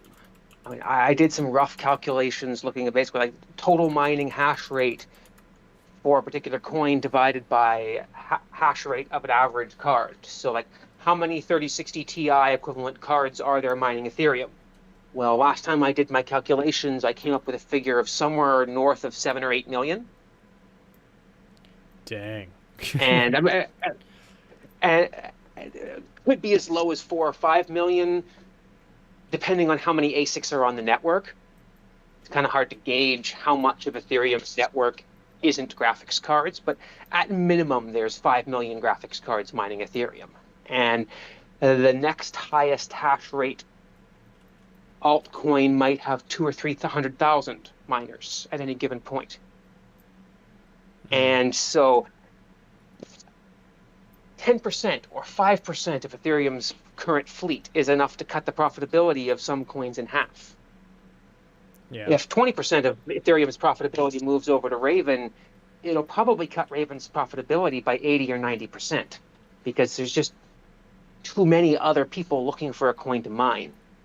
So the relative size, Ethereum has been 90% or so of graphics cards mining at any given point for pretty much continuously since it launched, since shortly after it launched. Like, Ethereum dominated very quickly after launch. Between 2 or 3 months, maybe 4 months after Ethereum's launch, there was almost no point in mining anything else with a graphics card for many years. Unless you were coin hopping to the latest, greatest thing for a couple of weeks and trying to catch the spike or something along those lines. There hasn't really been anything to challenge Ethereum's dominance in terms of profitability. And so that means so many graphics cards have been deployed onto Ethereum. And when there's no more Ethereum, there's millions of graphics cards that need to be pointed somewhere. So I would definitely expect 95% or so fall in profitability. I'm just hoping that 90% of those graphics cards get pointed towards Call of Duty. And they leave all the mining hash rate to us. Yeah, that's a good point. A lot of them will be sold off. Obviously, I don't think 100% are going to move over, but yeah, I think overall a lot of profitability is going to take a nosedive, and you're basically at least my take as far as like short term, my understanding of how things are and how it'll probably go. Granted, this is my first rodeo I think D, this is your second rodeo, and Coconuts, this is your second rodeo, and 7970, this is like your third rodeo, fourth maybe. I think you've gone through Bitcoin, Litecoin, Ethereum, and maybe a few others in between. So many others. Yeah. Prior to Ethereum, the hot thing was coin hopping pools that would automatically switch coin and algorithm based on what was most profitable on a minute by minute basis. And this sort of came about because every coin was experimenting with fancy ways to adjust difficulty. Mm-hmm. And some of these ways to adjust difficulty worked better than others, and some of them had flaws and exploits and so forth. So on a given day prior to the launch of Ethereum, my cards might be mining 8 or 10 different coins in a day. Mm-hmm. And it would auto exchange them all into a coin that wasn't crap. So you'd basically kind of the prior to NiceHash, this is sort of pre-NiceHash. Instead of it being a renter, it was physically pointed at a pool and doing the math based on profitability, which was kind of neat because some of these difficulty retargeting algorithms were so broken that some coins you'd mine for 8 minutes every hour. And no longer than that, because then the difficulty would retarget and go way too high until 12 hours later. So a bunch of hash rate would jump on a network with low difficulty, and then when the difficulty adjusted to compensate for the additional hash rate, they would jump off to another, and then eventually it would come back down difficulty-wise, and then they'd jump back on once the difficulty dropped. Exactly. Oh my gosh. Because the difficulty retargeting algorithms weren't dynamic enough, and they weren't working on a block-by-block basis. They weren't actively scaling enough. They were stuck at that low diff for however long it was, and so we'd all exploit that until the next retarget. So you grab a few blocks before it recalibrated. Exactly. Interesting. And there was this weird sort of ecosystem that developed.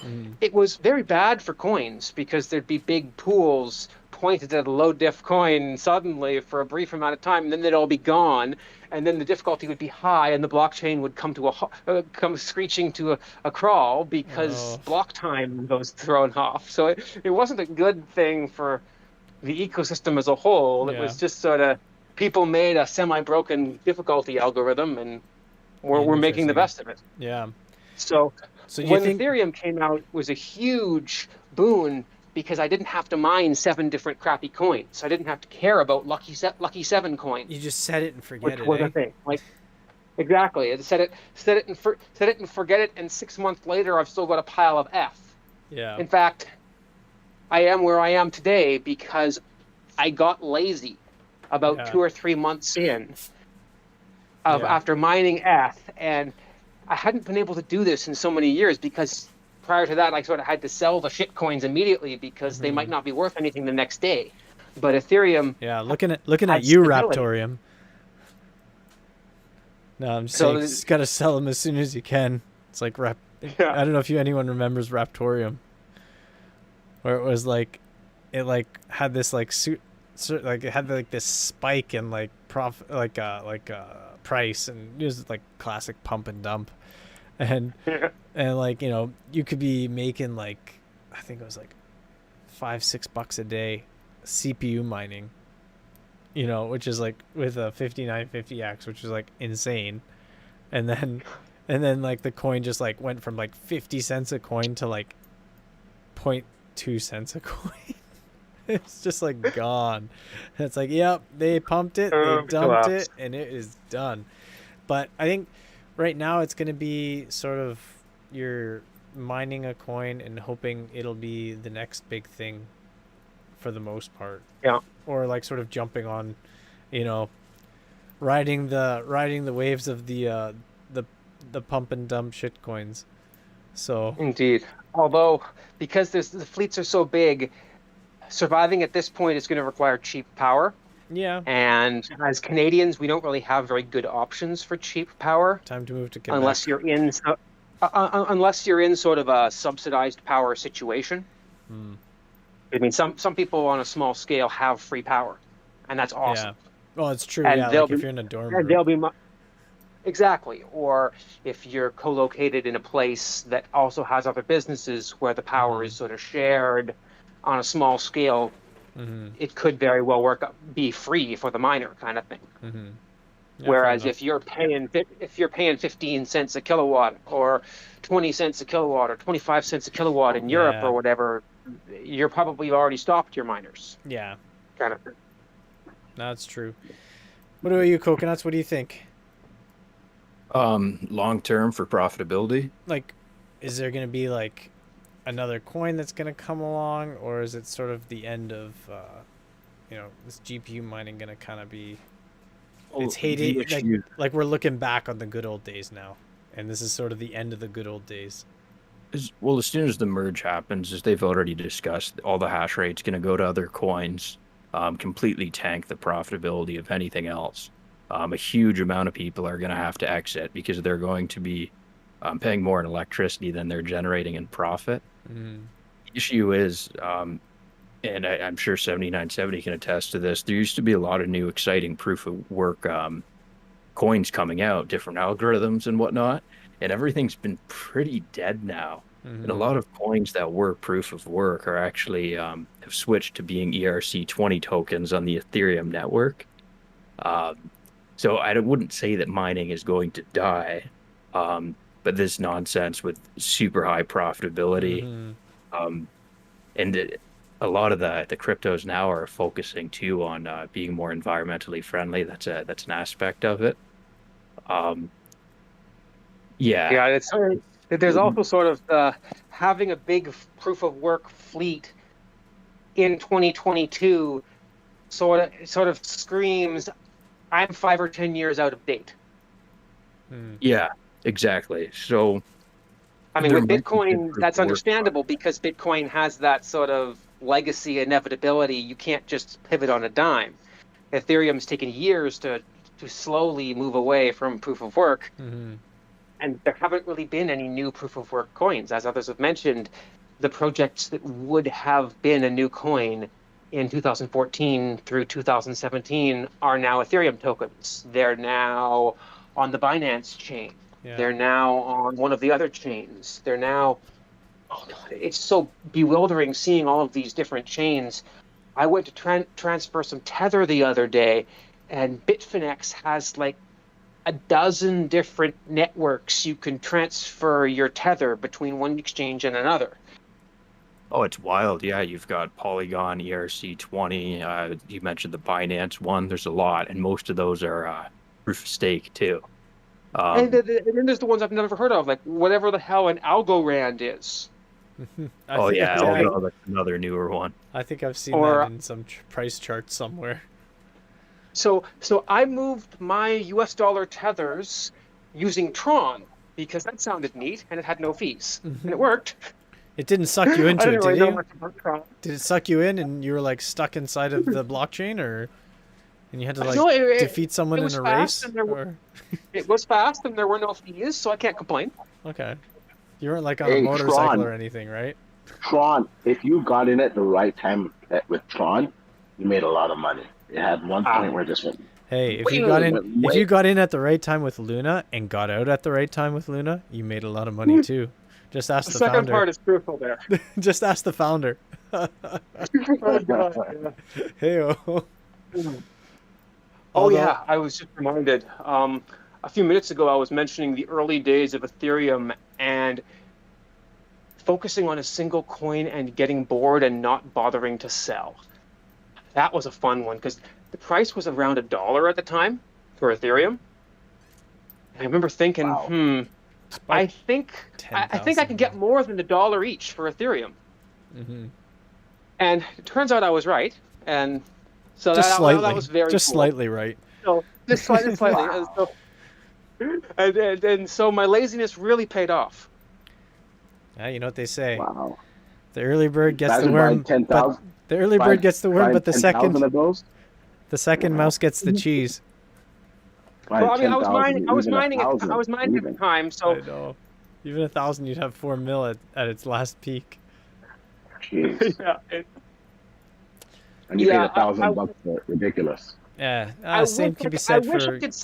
I wish I could say I had this nice big fat pile of thousands and thousands of Ethereum that I'm still holding from 2016, but I have sold a fair bit over the years. So, but it's still, I mean, As long as you're ahead, that's the thing that matters. oh yeah. Not whether or not you got the yacht or the Lamborghini. It's that you're ahead. That's the only thing. Yeah. I mean, I could get the. I could. I'm not in yacht territory. I could get the Lambo, but it would be ostentatious. So no thanks. You're like, I could get the Lambo, but it would be used. And it would be from the 80s. Because that's the best era of Lambos anyways. Come on, you should really just get the new Countach. Yeah, to be honest, at this point, I'm leaning towards electric, non-Tesla. All right. Because I'm not really a fan of either Tesla's build quality of late or everything Elon Musk has done in the last several years. Oh, come on. Even the way that he helped pump crypto. And then used it as a self-serve pump and dump. Hey, yeah.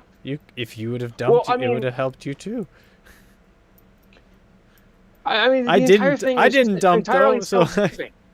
Yeah. I mean, he announced that Tesla had bought a whole bunch of Bitcoin and would be accepting crypto, and then the whole Tesla accepting crypto thing lasted 2 months, and then he pulls the plug and starts bashing crypto and plummets the price down to below where it started. So good for him, but not so good for everybody else, considering this is the kind of manipulation that you can't do in the regular stock market without the SEC looking at you. But this isn't the SEC, so be careful. All right, I'm like 99% sure that we're living through the backstory of a Bond villain. All right, so if you bash him right now, it's going to be out there on the internet, and he's going to send like some sort of like attack kill drone to find you. Oh no! I'm going to be pedo guy 2.0. Yeah, exactly. So watch out, man. Musk is like one or two bad things away from like, he's gonna lose out on this Twitter deal, and it's gonna like force him to become this like evil recluse that basically like plots taking over the world with some sort of like sentient AI. Believe you me, he's a few bad business deals away from becoming a Bond villain. That's hilarious. It's true though. Look at him. Yeah, no, definitely. It's like people loved him, and then people hated him, and then people are gonna hate him even more, and then he's gonna be like, well, I hate all of you, and I'm gonna make an AI that's gonna get rid of all of you, and like his like Teslas are gonna start kidnapping people and taking them. I was gonna say, here's hoping he doesn't end up as the next Republican president, but I don't think he's eligible because I'm pretty sure he was born in South Africa. That's all right. Yeah. So we got some good news there. He'll find a way. He'll find a way. If the Republicans didn't change the rules to allow a President Schwarzenegger 15, 20 years ago, they're probably not going to do it for Musk. Although, you know what? Schwarzenegger would have been a great president. He would have been. I think he would have been pretty good. Maybe that's why the Republicans didn't do it, because they don't really like good presidents. Like, listen, we need to make this a lot better. Everything's not working right, and I'll make it work right, all right? I'm going to pump up the economy. We're going to flex our economy, and we're going to bench press out of this recession. Okay? The only thing that's going to be inflating is my delts. Can you imagine him like up there doing like, his speeches? Dude, I would listen to whatever he said and I'd be like, yep, that's right. He's right, Yeah. You could tell he's a fair, just in the middle type of person, which is which is very, Which is very rare. But totally, those type of people totally don't not abide allowed in politics. politics. Totally not allowed in Yeah, politics. You got to be crazy yeah, one way or the other. yeah. Recently about the war in Ukraine. I think he gave like a 10-minute, he recorded like a 10-minute video speaking to the Russian people Saw about it. how wrong this was and so forth. I thought it was rather well done. Yeah. Did he also threaten to ride in on an attack helicopter? No, it was Missed opportunity. But no, Get the chopper. get to the chopper. We're going to get him. this was the kind and respectful Arnold Schwarzenegger, not the not the action commando Arnold hero. Schwarzenegger. Okay. Oh man, was this the Jingle All the Way Arnold Schwarzenegger? You need to put the cookie down. All right, put it down. Oh man, sorry. I love Arnold. He's the best, and he actually has a pretty good head on his shoulders as far as like celebrities and all that goes. So, I like the guy. Oh man, but anyways, it is getting late. I was up way too late last night watching Stranger Things and finishing off the series.